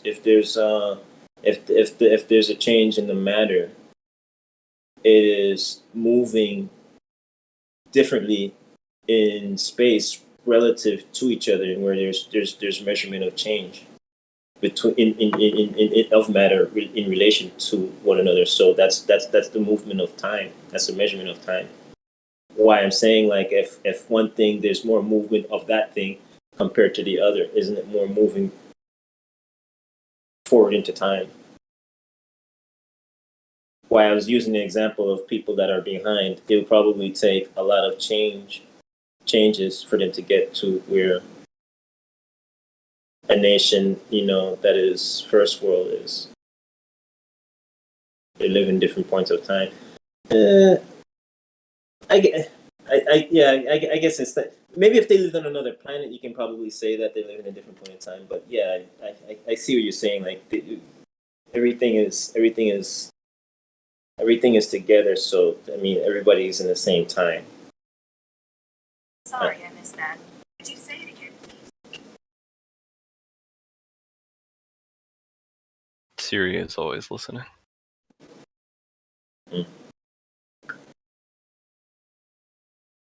She didn't give me an answer. Ask her what is the meaning of life, the universe, and everything. Siri, what's the meaning of life? That feeling you get when someone is really nice to you and you feel great. Maybe the answer is to do more stuff like that. Yes. Thank you, Siri. No, she's right. Siri's an Absolutely right. Hey, Andy, we haven't heard from you yet. That's because I don't want to say anything. Sorry. Oh, he's gone. Wow. Too serious of a discussion. In our conversation. I want to know, though, is what is the answer to the anti-life equation? The what equation? No, it's something stupid. Sounds like something from Rick and Morty. No, it's actually from DC Comics. Wait, what equation is this? Called the anti-life equation. The anti-life equation. Darkseid wants it, has a hard on for it, because I think it will make him immortal or something. It's never explained what it is. I remember when I was watching the finale for Justice League Unlimited, and Anti-life comes up to him with a suit, says "Here, I have what you want," and Darkseid's the anti-life equation, and he just disappears, and I'm like, what? Anti-life stands for pro-death. That's what I'm guessing. From what I understand, why he would want it. It's like an equation that gives you mind control powers over him. Yeah. Oh yeah, eventually in the comic books they answered it. It's Darkseid. The answer is literally Darkseid. I have not read comics in a long time. I just remember seeing it in the show a lot, and I went and looked up what it was, and I remembered that it is mind control, and for some reason the answer is just dark side. It's an So interesting silly. question. It's kind of like people say, well, why is killing bad? Because everybody comes to a conclusion that ending life is bad. And maybe I guess the anti-life equation would be an explanation and why killing Well, it has to follow. is quite It has to at least follow a formula, though. It's like you have to put it into a formula. My question is, if there's an anti-life, what is the life equation? I don't think necessarily that. You know, we have a phrase like putting something out of its misery. It's like, I don't think killing is always bad. Well, I think there's a word for it, like euthanization. Yeah. That's probably the closest thing I can think of. I guess it's kind of like we're pro-life just for the heck of being pro-life. So why not just be pro-death just for the sake of being pro-death, right? Like why there has to be one over the other, right? So what's the logic? Metalworks. Yeah. I think I might know the answer to that though. What is existence? That death and life aren't separate from each other. They're both intertwined. There's a cycle of destruction and creation. In order to have creation, you need destruction. So it's just interchangeable. You can't have one without the other. So you're to be pro life and pro death, unfortunately. If we understand reality as it is, what's the thing you can't destroy in reality? We do die. Right? Our cells all die eventually. No, but I'm asking, what's that one thing we can't destroy? Because I remember there's something in you can't. Isn't it like you can't create matter or destroy it? Isn't that what it is? Energy. Yeah, that's the law of conservation of matter. Yeah. Yeah. If that's actually true, then nothing is actually destroyed. It's just turned to one form of matter to another. I'm addressing what you're talking about. You're talking about the Ouroboros symbol. It's the infinity loop. It's of life and death. No, I know what you're talking about. I'm just and there's a balance of needing both. In order to create, you have to have destruction to create something. Of something coming of that to create something. It's just an endless loop of death and life. I'm just making a cheeky argument that, well, nothing's truly destroyed. If you can't create or destroy matter, all you're doing is just taking one thing and turning it into another thing. It's not really destroying it now, is it? Destruction is creation. Yeah, they're both the same thing. It's a really cheeky thing. Destruction and creation are both the same thing. If you really believe in the conservation of matter, then that's technically what it is, isn't it? We are a process of destruction and creation. We eventually all our cells die, and there's a new us in 10 years. No, Nevik, I'm basically saying that there is no destruction whatsoever. You can't actually destroy anything. You're just changing it from one thing to another. There really is no such thing as destruction. If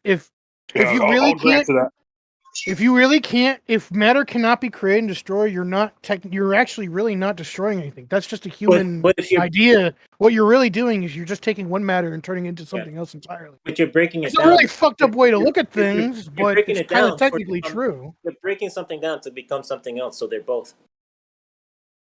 Yeah, you're breaking it down. You're not destroying it. You're just taking it apart and turning it into something else. It's a fucked up way to look at life, but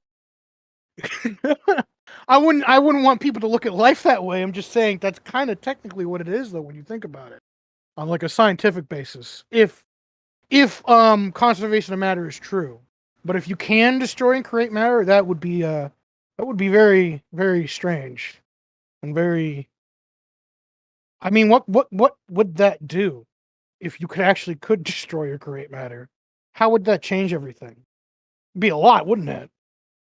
I mean, you would never have to worry about running out of resources. You could just create matter.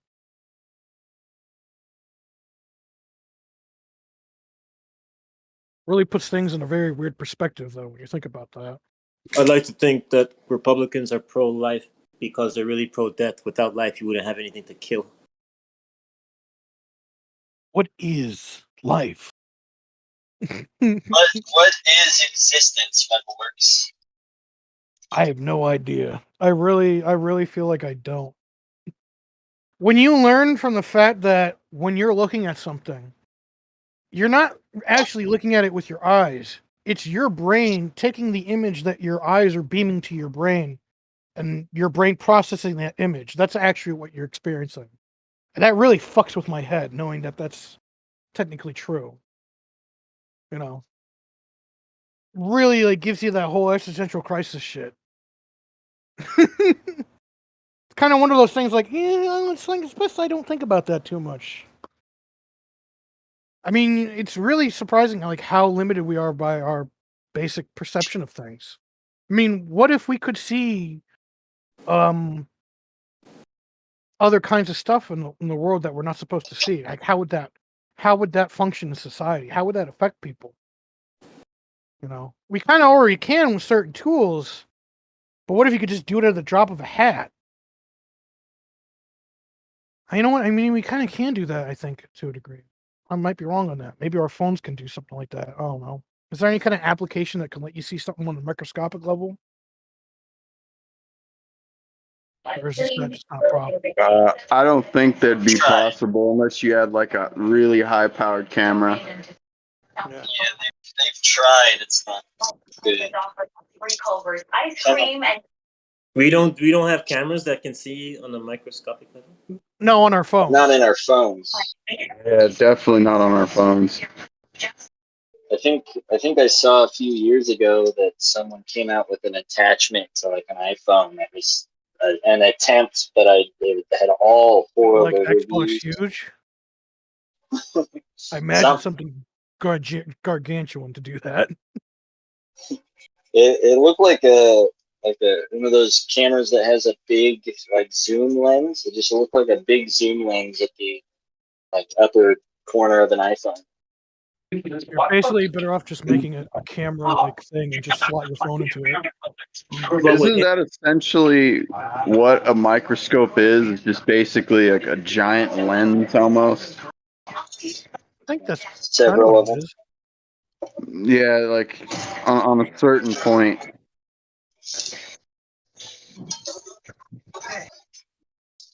Does math exist? Just keep asking. Yes, it does.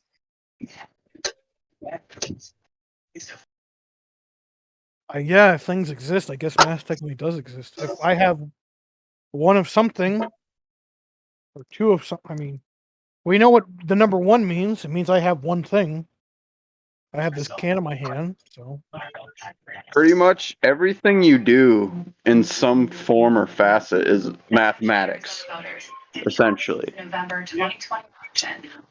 So math all that exists.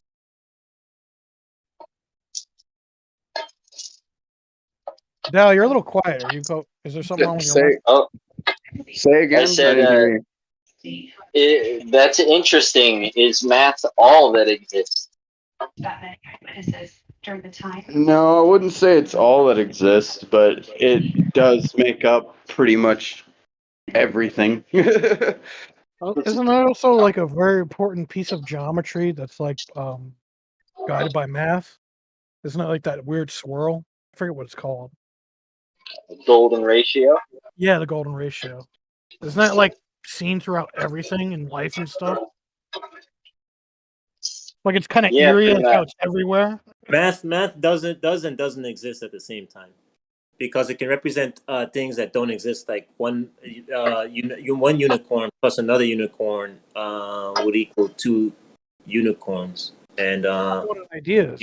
One apple plus another apple would be two. So it's just a process of reasoning. It represents. It could represent subjectivity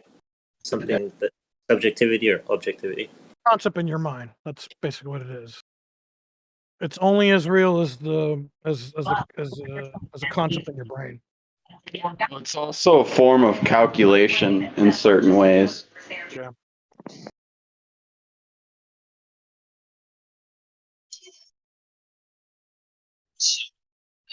mostly in our brain.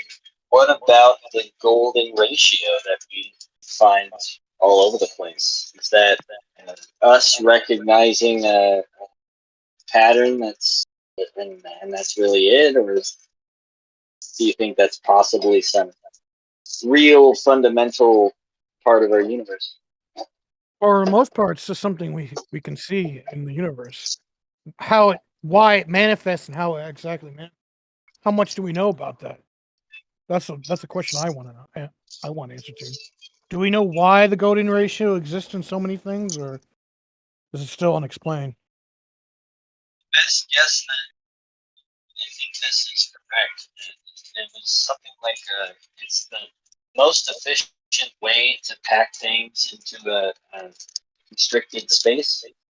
So like seeds or planets in a gravitational well.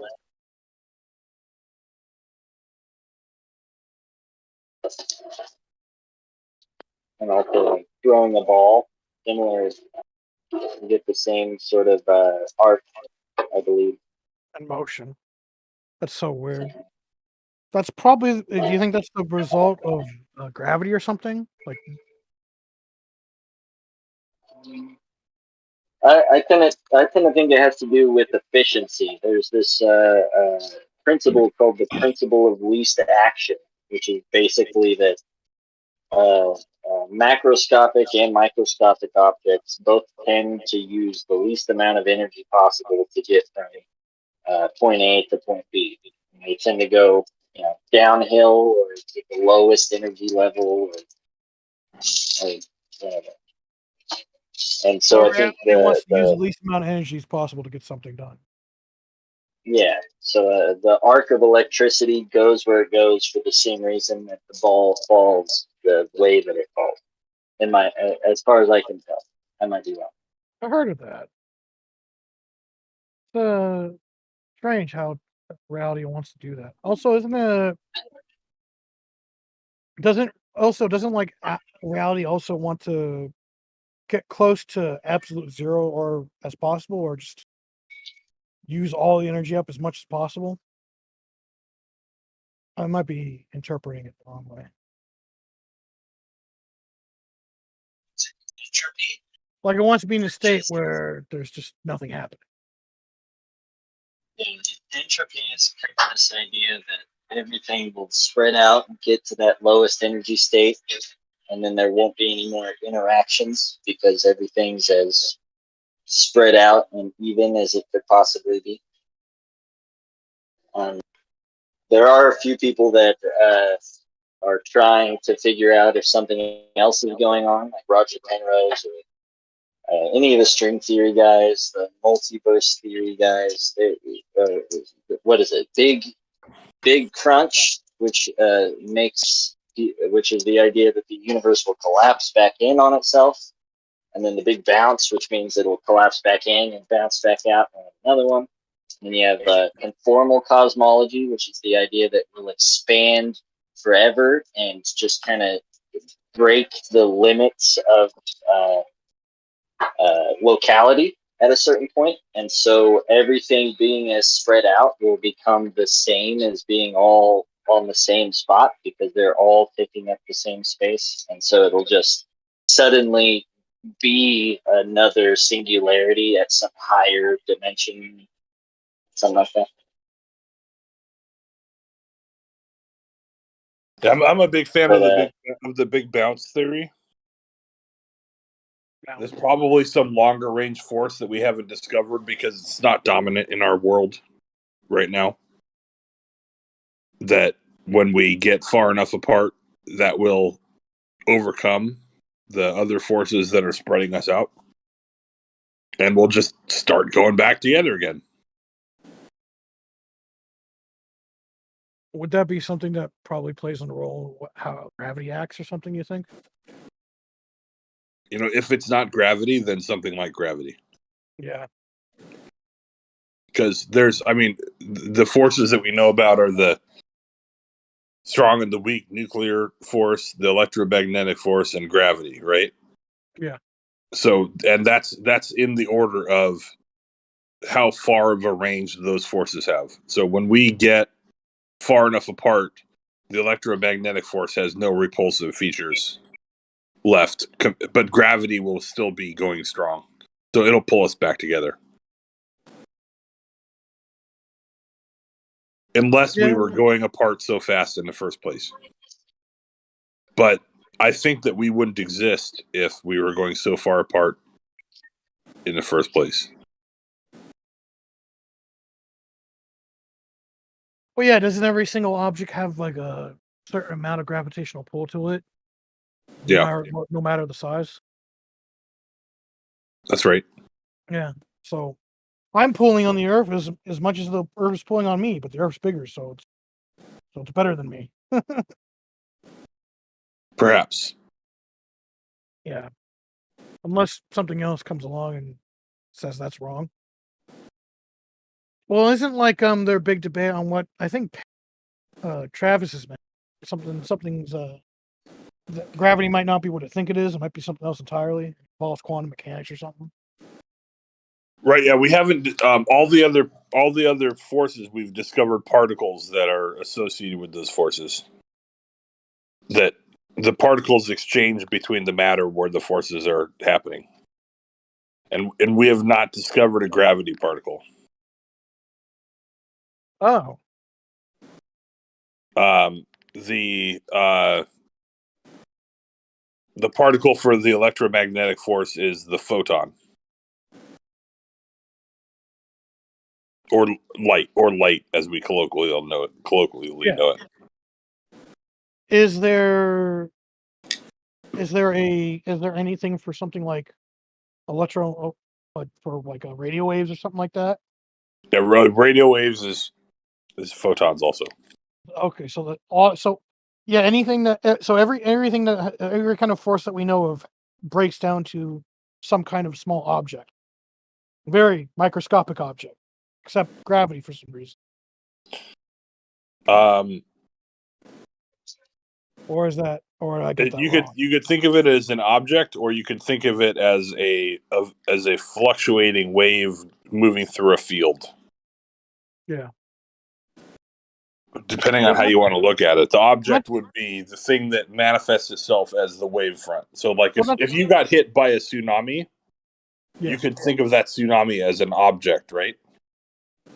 Yeah, it's water. It's right, but it's actually the tsunami is just water particles moving up and down, and the force is going at you, even though the water particles are really just moving up and down.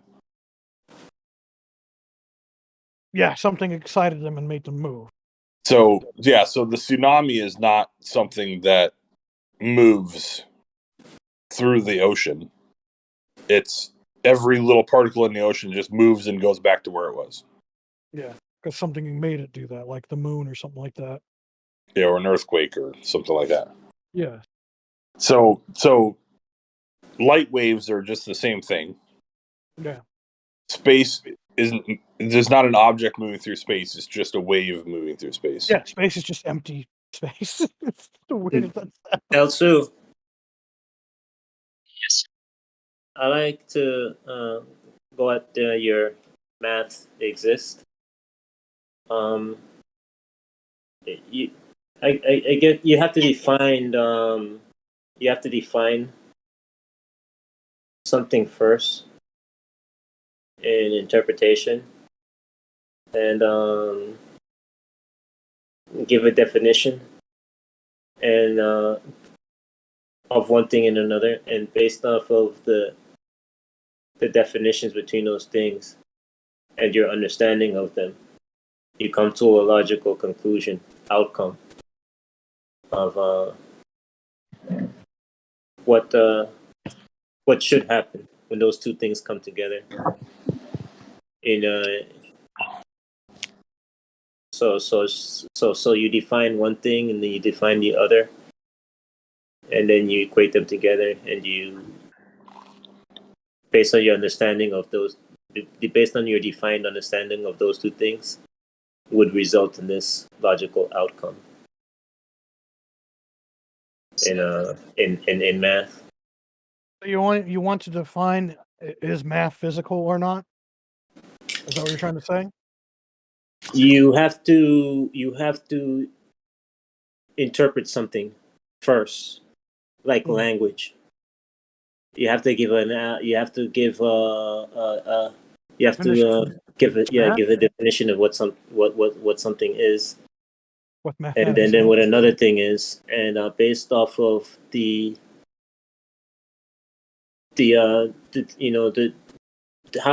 how those things, based on how you define those things, and how they based on your understanding in of both those things, you come to you put them together, and you have a logical conclusion of how they would work out based off of your understanding of both those things.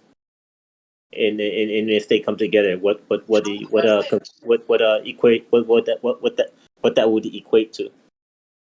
So it's I guess it's part subjective in interpretation in math, and I guess it's partly subjective and objective, because I mean sometimes how people define things. When I looked up the definition for math, and all it said was mathematics, I'm like, no, I want to. I hate when definitions do that. What is this? It's this word. I'm like, this is. So I went up and looked up the definition of mathematics. He asked, what does it exist though? Yeah, and I'm looking up the definition of mathematics, and the abstract science of number, quantity, and space. Mathematics may be studied in its own right, or as it is applied to other disciplines such as physics and engineering. That tells us that that doesn't really tell us if it's physical or not, technically. If anything, it's really just a human concept to what I guess reality is. That's the closest you can get to it. It's our filter of understanding how reality works, I guess you could say. I think that's the closest you can get to it. I would also say, are you okay with my answer, or you're not that's too off?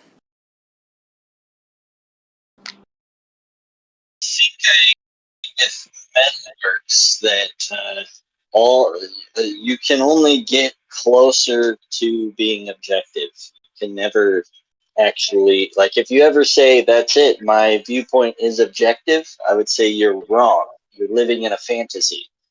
But if you could say, I'm trying my best to be as objective as possible, and I have this system of figuring out whether what I'm seeing is real or what I'm thinking is real or whatever, I think you can get close.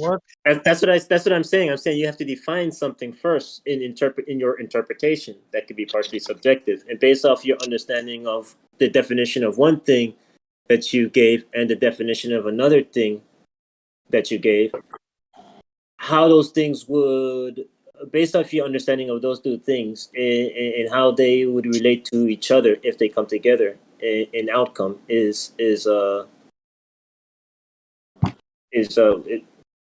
I guess what I'd say is math. You know, the logical conclusion that would come about by the definitions that you gave to those two things, and if you put those two things together, what outcome would come of it? What logical outcome would come of it based off your understanding of those two things, the definition that you gave of those two things? What would that equate to if you bring those two things together? Yeah, a logical system can be internally consistent. So you can build a logical system so that if you define things and you follow the rules that you've laid out, everything will be logical and work out fine. Yeah, but one unicorn plus one unicorn, two unicorns. Yeah. There's still a little issue with Gödel's theorems. Gödel has a few theorems that says, like, your internal logical system can't prove all truths are true, or it can't prove that itself is true, because to do so you'd have to be outside of that logical system. Yeah. So math doesn't exist because it's about a logical interpretation on the definitions that you prescribe to things. logic. I would replace math with logic, and then I would agree. But yes, pretty much. And I would answer what the whole thing, this thing's about. Are ideas real? Ideas are only as real as they are in your head, and I think what I mean by that is the idea is real in the sense that if you were to look at your thoughts as like a picture or a drawing, you know, you're basically you basically the concept is only as real as like a drawing or a picture in your head. That's about as close as it is to reality. If you're thinking you're blowing something up, you're not actually blowing something up. Your mind is just making the picture of blowing something up. Like how like a computer generates an image or something like that. So that's about as real as it is. So So remember the movie Arrival when they were having a conversation? He said that math is everything, and she goes, "What's everything? It depends on like you have to give meaning to things first." So saying math is universal. That you first have to take the things and define them and interpret. You have to have interpretation. I know it's silly that I brought that up, but I just. Nope, that was on topic, Nivik. That was actually on topic. So that was good. well, yeah, logic and math are a form of ideas. So You could bring two things together, but you have to define what those two things are first in interpretation. Because if you don't have an exact interpretation, you can come to different conclusions. So you have to. So this is part subjective, in your interpretation. But I mean, once you get to a basis of what you define something is and how you see it, those things that you define a certain way that could be subjective in how you see it. It can be worked out in a logical way.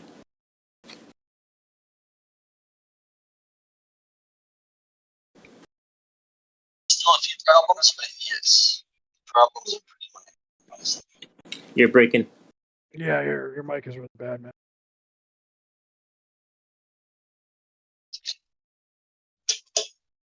Sorry, guys, I don't know what's. It happens.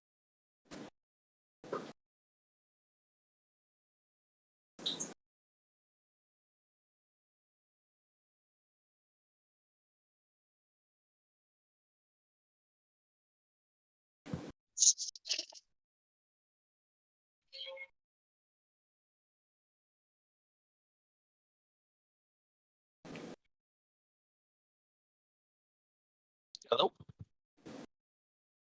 Yeah. Yeah, I think we lost Dal there. Oh, that was good.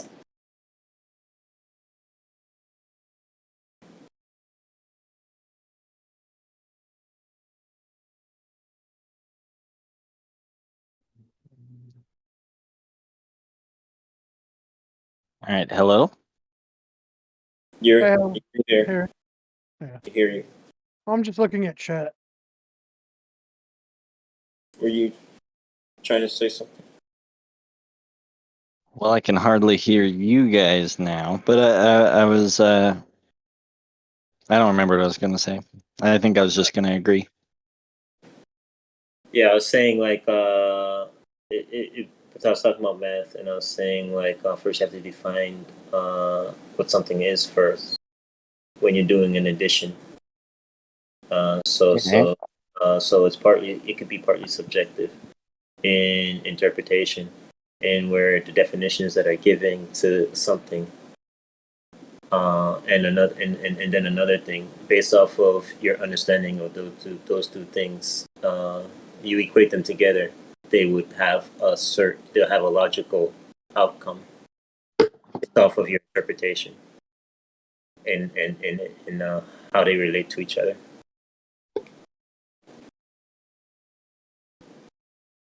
Yeah. I think you also have to come up with the rules for like what does it mean to be logical? I think that's something else you would have to do. But yeah, I think if you set up the rules that you're gonna follow and you define terms like units of measurement or apples or whatever the thing is, then yeah, I agree. And you're trying to make your thing. I think you're gonna say subjectivity can be logical or something like that. Structure. You're trying to make your thing as structured as possible. Structurally coherent, I guess you could say. Yeah, In other yeah. words, it makes sense. Yeah. Because I mean, you can talk about all types of delusional, crazy things and how they relate to each other that don't exist. But I mean, they could be logical in your explanation. Also, shout out to Swole Jesus. I don't think you're a dude smoking weed in the basement. I believe you really are Swole Jesus.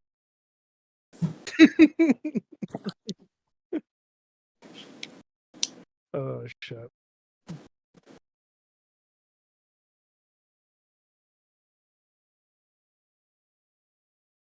What was that comment? Isn't it true that you can only say that say what you think is logical is correct if you observe by another? What? Oh, is that in this? That's on YouTube. That's on YouTube. I'm looking at the YouTube channel. Yeah, so saying that something is logical doesn't make sense if you're only talking to yourself. Yeah, if it doesn't make sense to another person, then you can't say that it's logical. But what if that person? It doesn't make sense to that person because the person doesn't understand what you're saying. That gets a little difficult, doesn't it? I mean, it doesn't mean a specific person. It means another person. Yeah. So there could be a specific person that doesn't understand anything. But that doesn't mean that nothing is logical. Yeah. So I would say something is logical if it's understood by another functioning brain that's sufficiently similar to yours. And operates by the same physical rules. Yeah, so based on the definition that I have and you have, we can communicate with each other. Because we prescribe certain meanings and definitions, interpretations that are on the same field level.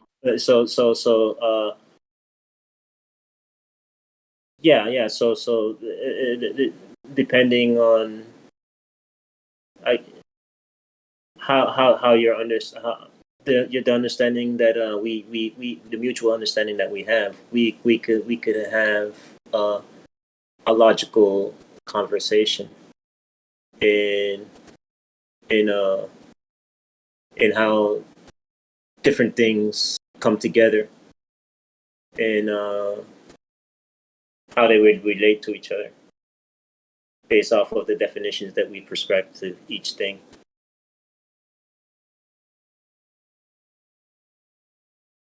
Yeah, exactly. I suppose that is necessary evidence. We're talking we're pretty much talking language. Like you can say blah to somebody in one language. It might mean hello, and they might go fuck your mother in another language. I was going to just repeat another comment from YouTube. This comment says, I suppose that it is necessary evidence when it comes to convincing someone of a claim or something, but it is either true or false regardless of whether people know. Yeah. About right. So you have to establish meaning to things first before you communicate. Otherwise, you might say the wrong thing and get yourself killed.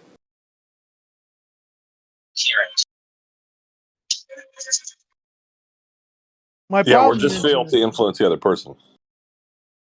My problem is, what if the person doesn't understand you because their basis of reality on what logic is different from yours? What do you do then? How do you convince them then?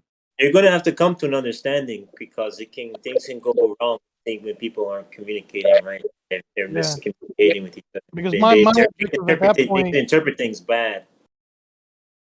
But at that point, my objective would be try to figure out how to explain it so from their perspective, I guess, if that's a possibility.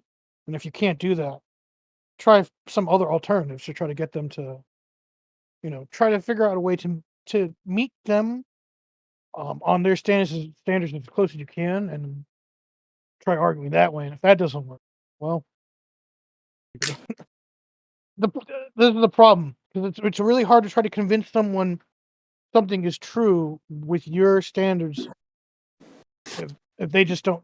I mean, what I mean is, like, it's harder to tell something is true from trying to get them to understand your perspective, I guess. Yeah, you have to establish Yeah. meanings. That's another way you can do it. You can try to get them to understand your perspective. Maybe that's a way they can. You can have people who are very religious meet people who are indigenous and hand them a Bible. They might think that they're handing them kindle for a fire and just throw it in the fire pit, and you can have a clash of misunderstanding. Well, you just show a tribalist a lighter, and they think the lighter is magic, something like similar to that concept. And you try to explain to them it's not. From your standard of logic, it might not work. So you might have to try to figure out how to tell them a way where they can understand it from their perspective, or try to figure out a way how to explain how you understand. The problem I see is sometimes people try to explain other people, like, this makes sense. Why don't you understand it? Because they're not looking at reality the same way you're looking at it. You need to figure out a way to convey yourself so they can understand what you're saying, or you can try to convey what you're saying in a way they can understand it. I know that sounds very complicated. I mean, I'm having a hard time explaining this without sounding like a mush mouth, but it's a very hard concept to explain. I think you're just saying speak the same language is all. Yeah, try to figure out how to speak their language. Yes, in more ways than one. People could speak the same language. They understand each other. Yeah. And once you can do that, you can reason with each other. Yeah, better. You could at least attempt to reason with each other. At the end of the day, they're the ultimate. That's what I say. That's what I say the, better. I didn't say completely. Yeah, no, yeah, I agree with you. Yeah, I just didn't hear it. But yeah, at the end of the day, they're going to make the decision whether or not they think what you're saying is valid.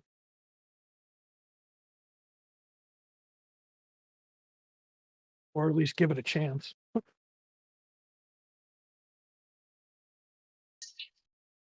We have other people on the call. Does anybody else want to say anything?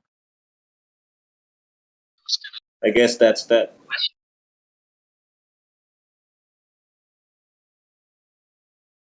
I have audio issues, but I want to try to ask a question to the room. Does the self exist? The problem is, what is yourself?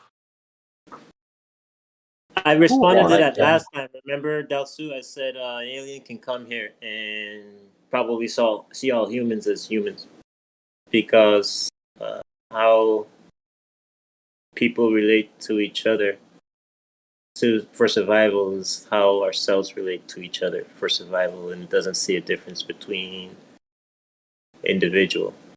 But will the Martian see us as equal to them or equal to dogs? That's the bigger question.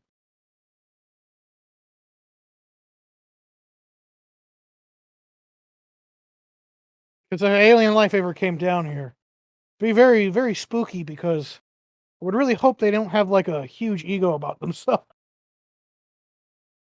I think we're very lesser. I think you were saying earlier. It could see us as the Borg. It doesn't see us as an individual. Like with Data and the Borg Queen, she says he says who are you? She says I'm the Borg, and she goes that's wrong. The Borg is a collection of is a mass collection. It's not of an individual. Yeah. I just hope we never meet a hive mind alien species that's mean. And if we meet a religious alien species, I really hope they're not like the Covenant. That That'd be pretty bad.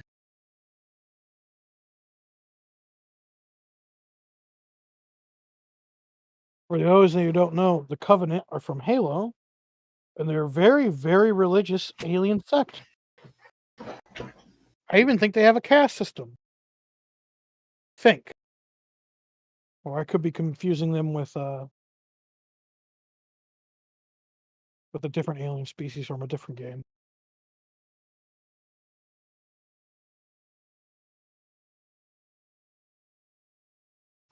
I'd say both. You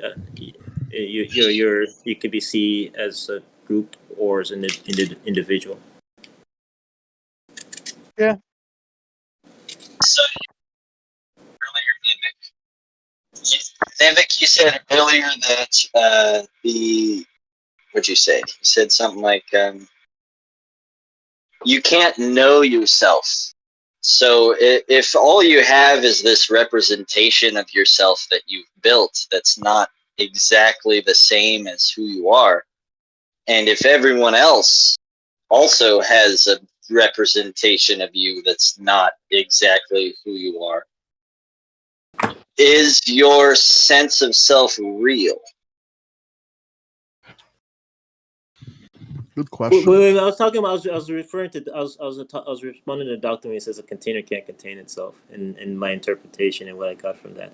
I was saying like, do you mean like a person isn't capable of knowing themselves in explaining themselves because you're too complex to be able to do that. There's many years of evolution and of changes of the environment and passing of time that is just beyond you to completely explain your mind and your body. And I couldn't I don't know the answer. I can't come to a conclusion to that because maybe people can potentially create, maybe man can potentially create a man in a lab. And because I was saying because things in the past, there are things that were beyond our capability of illnesses in killing people, but now we're modernized to a point where we create vaccines that could prevent cure. To have, we have vaccines to have cures for sicknesses. Are you talking about like completely understanding our own mind? Yeah, and understanding yourself as a person. So we can create. So a human being can create a human being in a lab potentially. I was just, so even if we could understand ourselves, how would we know or completely understand ourselves? The best way, how would we know? It's just a question if that's impossible is all. If that might be impossible, because that's something that took like millions of years of evolution, and changing of the environment to do that. Like that's too beyond a human being. But then again, we have supercomputers that make a lot of calculations that could take hundreds of years. That's what I was leading into. That could potentially do that. We have prediction models, and where predicting the weather in the past would be absurd, but now we could, with post accuracy of computers, predict the outcomes of a hurricane and where it's going to land. If everything with some degree of certainty, but not with absolute certainty. So it's still. Sorry, go ahead. No, I'm sorry. You go ahead. No, sorry. Let me gather my thoughts. Well, what I was trying to say earlier, if reality is all bound by math and formulas and stuff, all you're missing is data. And with enough data, you could probably predict how you as a person are going to act and what you're going to do and everything. And the only thing that would probably compromise that is you knowing about this data. But at some point, I'm pretty sure computer will help you figure out that problem as well. And that gets really weird. Yeah, things we talk about here's the thing though. Math and reality gets really weird when talking earlier. Like if you try to go past the speed of light, you're messing with time there. And the smaller you get, certain things like particles and stuff start acting funky. That's where quantum mechanics comes in. You know, at some point, if you get too small, is it possible 2 plus 2 could equal 5? You know, if you get small enough, if reality gets wonky enough, 2 things can become 5. Is that even probable, or am I just But quantum mechanics doesn't just, I mean, it doesn't come in when you get past the speed of light, because, I mean, that's I'm talking about when quantum theoretically. mechanics comes in when you get too small. Okay. Oh, sorry. What were you saying about going beyond the speed of light? Because Dow earlier mentioned, because he was talking with Nevik about. He said if math exists. Yeah, and at one point they were talking about the speed of light, and Dow was saying the reason why you can't pass the speed of light is, was it Dow or was it someone else? That wasn't me, no.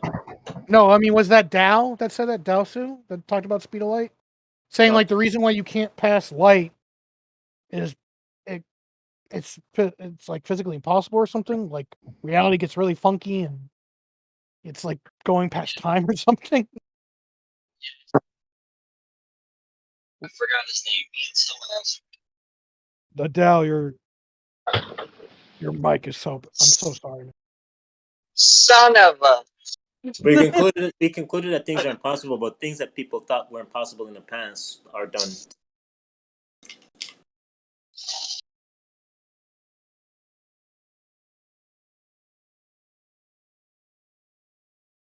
I'm Yeah, I guess wondering. What's the contention in this discussion? That's just a. I think we're talking about like if something exists and doesn't exist, reality. Yeah, it started out with do ideas exist and sort of branch out to other things. Okay. I don't know. I kind of what exists. And there's like and Dow asked if math exists, and I said, well, it just represents. It's both, because it can represent something that doesn't exist, like a 1 unicorn plus another unicorn's 2 unicorns, and of perspective, and it can represent reality. Math is as real as anything that is descriptive. I don't understand. Yeah, mathematical laws exist. I mean, that's the way that we describe the things that we observe, and the way that things not quite interact, but kind of get what I'm saying. So It's not like here's an it's something example. that we just created. If I have a definition, if I have an interpretation of one thing, and a person has a different interpretation of another, based off of our different understandings, and those things then coming together, you wouldn't if the understandings are different, then you can't come to a rational conclusion. So what I'm saying is, like, you have to give a definition to one thing and then give a definition to another, and based off of your understanding of those two things, how would they relate to each other when those two things are brought together? So it's like you have to define what something is. Are you talking about? And then what another thing is, and based off of your understanding of those two things, how would they relate? What if you brought those two things together? What would the outcome? The example would be like what is real and what is a relationship that we observe between two things. I guess in your example, which I'm still not completely sure. I mean, it doesn't really matter what kind of symbols or whatever we assign to these things. If we met another alien species that had completely different symbols for, just say, like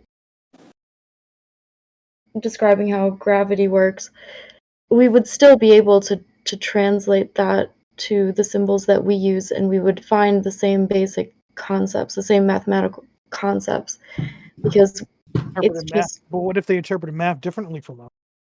That's the question. What do you mean by interpret it differently? Because I guess the best way you would say is 2 + 2 = 4 wouldn't make sense to them for some reason. They interpret it differently. If you're gonna talk to an alien, if math how is could universal and you're gonna communicate with an alien, how would you do that? Okay, that was probably It's a bad. very weird question. But do you kind of, when you say interpret, you're gonna have to give meanings to words, and based off the understanding of those meanings, how would those two different definitions, how would they work together in outcome? once you kind of translate the languages or whatever, you, like I said, you'd find the same concepts in math, especially when it comes to, like I said, gravity, whatever, like the way that the universe What do we works. mean when we're saying math? Because math exists to me as much as like biochemistry and chemistry exists, right? This is a right for like the properties of mathematics, like the concepts of identity and negation and contradiction, right? These are like concepts that make it even possible to have experience.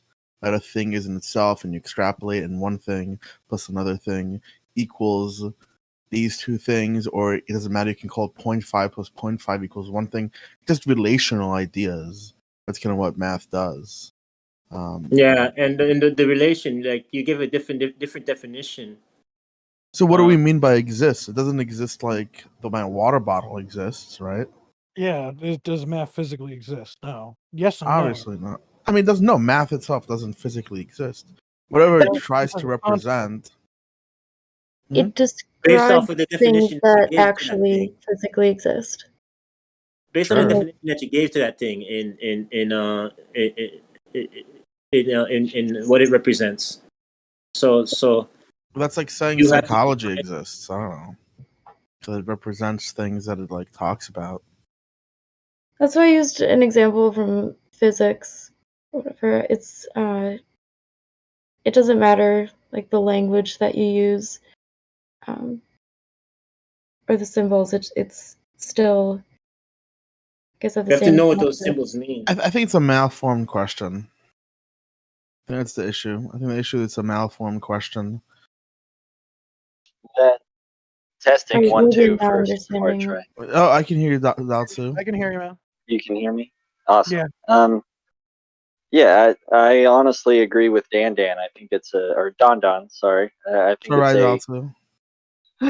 I think it's a malformed question, and I asked it because I was inspired by people who were misusing these sorts of terms because they were claiming objective reality doesn't exist, something along those lines. So should we try to define some of these terms then? Okay. So blah in one language means water, and blah in another language means fire. And you have something on fire, and and the person's like more blah. They're gonna get more fire, and they're gonna put it on what's already burning in miscommunicating. So you have to. Possibly. So I think it depends on how intelligent of creatures we're talking about. Because if you've gained the ability to look past your language and realize, like, oh, this guy is frantic and pointing at the fire over there, he probably wants me to put it out, rather than sticking only to your language. And you can make other metaphors that are a little better, like archaeologists deep in the rainforest learning the language of native tribesmen. Just because they had this language gap doesn't mean that they couldn't push through it. Based on the definition of understanding that you give to things, you could be talking about things that are completely delusional, but you give meaning to each of those things, and based off your understanding of the meaning of each thing, you would know how they would relate to each other if you brought those things together.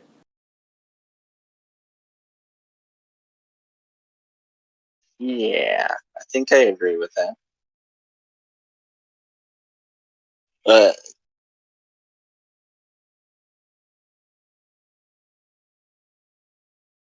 yeah, I think that is the. Like hello could I mean. think the next. It's partly language. You hello could. I mean like. Baggy boo can mean hello, have a nice day, and then it can mean go fuck yourself in another language. You have to interpret. You have to establish meaning. Yeah, and I do think it's important to establish meaning. I also think that there are certain things we can point to that are universal, and there's certain aspects of language or logic that do kind of point more so to things rather than name them. Like pi, for instance, it points towards the ratio between the length of the radius and the circumference of the circle. Okay. Can I say one thing? Can I say one thing? Like, if it means go fuck yourself in another language, you can see if I brought this person that believed that thought it meant hello to another group that thought it meant go F yourself, that would equate to a loss in life. Yeah, no, like I agree with you, Nivik. I'm just saying that it's not an impossible barrier, is all. And I think we need to define what exists means more strongly than we did throughout this conversation, although we did a little bit earlier. Though my question is if advanced alien race ever came to Earth, is it possible that their interpretation of math might be different from ours? Like, what if it was? That could definitely be possible. Yeah. That's the example I was What if giving. because of the way they perceive reality might be different from ours, and they have a different perspective on math? That already happened in the past. Yeah, people had the Bible and they came to natives and they like, what the fuck is this? You know, and they chucked it on the ground. There's a complete miscommunication. Yeah, I think it's possible for aliens to be nested in a different side of logic. Like I love looking into paraconsistent logic, which I was bringing up earlier, but I don't know how deep those rabbit holes go. But if you had certain aliens that were like-minded to certain Buddhists back in the day, they might have explored something like modal logic. It's just far more than we have because we're in I forgot what it's called, standard logic, just normal, the three laws of logic that we normally adhere to. And if you're using one of these groups of laws that are still paraconsistent, they're able to do work, then you could possibly have an alien species that like it doesn't adhere to the law of non-contradiction or something similar. Yeah. Say that again, Dalsu. I missed the last half, the last sentence or so. It was I could see if there is that depth there in stuff like modal logic or dialetheism, I think that aliens could totally come at mathematics and logic from the perspective of not adhering to the law of non-contradiction. Yeah, I mean, we have tons of paradoxes in our language. Yeah. You know? So, and we have tons of paradoxes that math can't solve. So, don't we also have some paradoxes and some theories and stuff as well? Yeah, of course. Yeah. So, we definitely can't. Our understanding of math is definitely not end game. You know? Yeah. Well, I think Dal said earlier, like, we can never completely objectively understand everything. We can never what? You can never completely objectively understand everything. I think that's. I mean, yeah, obviously. Yeah. No formula will ever be perfect, mapping out everything. No, I mean at least we won't be able to know if it is or isn't. Well, And just also come that, we- and also, but also the idea of formula to begin itself isn't something that exists independent of our mind. So to say that it perfectly maps onto the outside world or to the noumenal world would just be non sequitur, since it only exists in our phenomenal experience. Yeah, So like, yeah. like you said earlier, we can only come close to objectively as close as we can.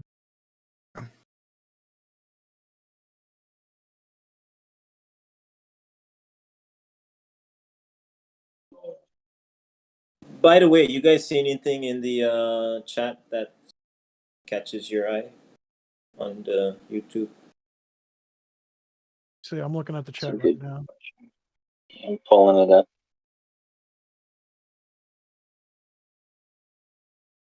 Oh yeah, is there a reason we're still in the live?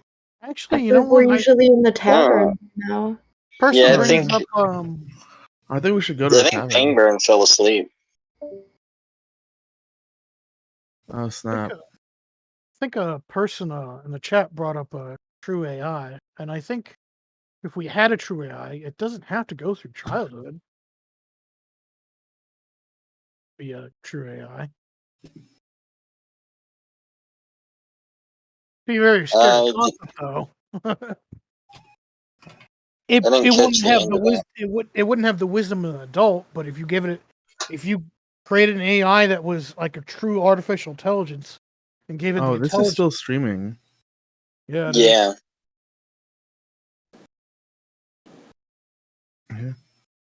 Yeah, I was just kind of looking into that. You want to stay here, or do you want to go to the tavern? What's I don't know. what's the plan? I didn't even realize we were still streaming. Yeah. It seems like at this point we're kind of just hanging out. So Yeah, so I think maybe we should go to the tavern. Okay, guys, let's. All I'm gonna right, go to the think I should- see tavern. you there. Yeah. I think I should kick Pangburn or something. Just kick him from the chat. Kick him up. Maybe Oh, that'll just wake so him it up. doesn't keep streaming. You mean? Yeah, at least Yeah. someone can't jump in here and say a bunch of random cuss words or something. Yeah. Dream. I don't know exactly how that works, so I don't know. That's your call, but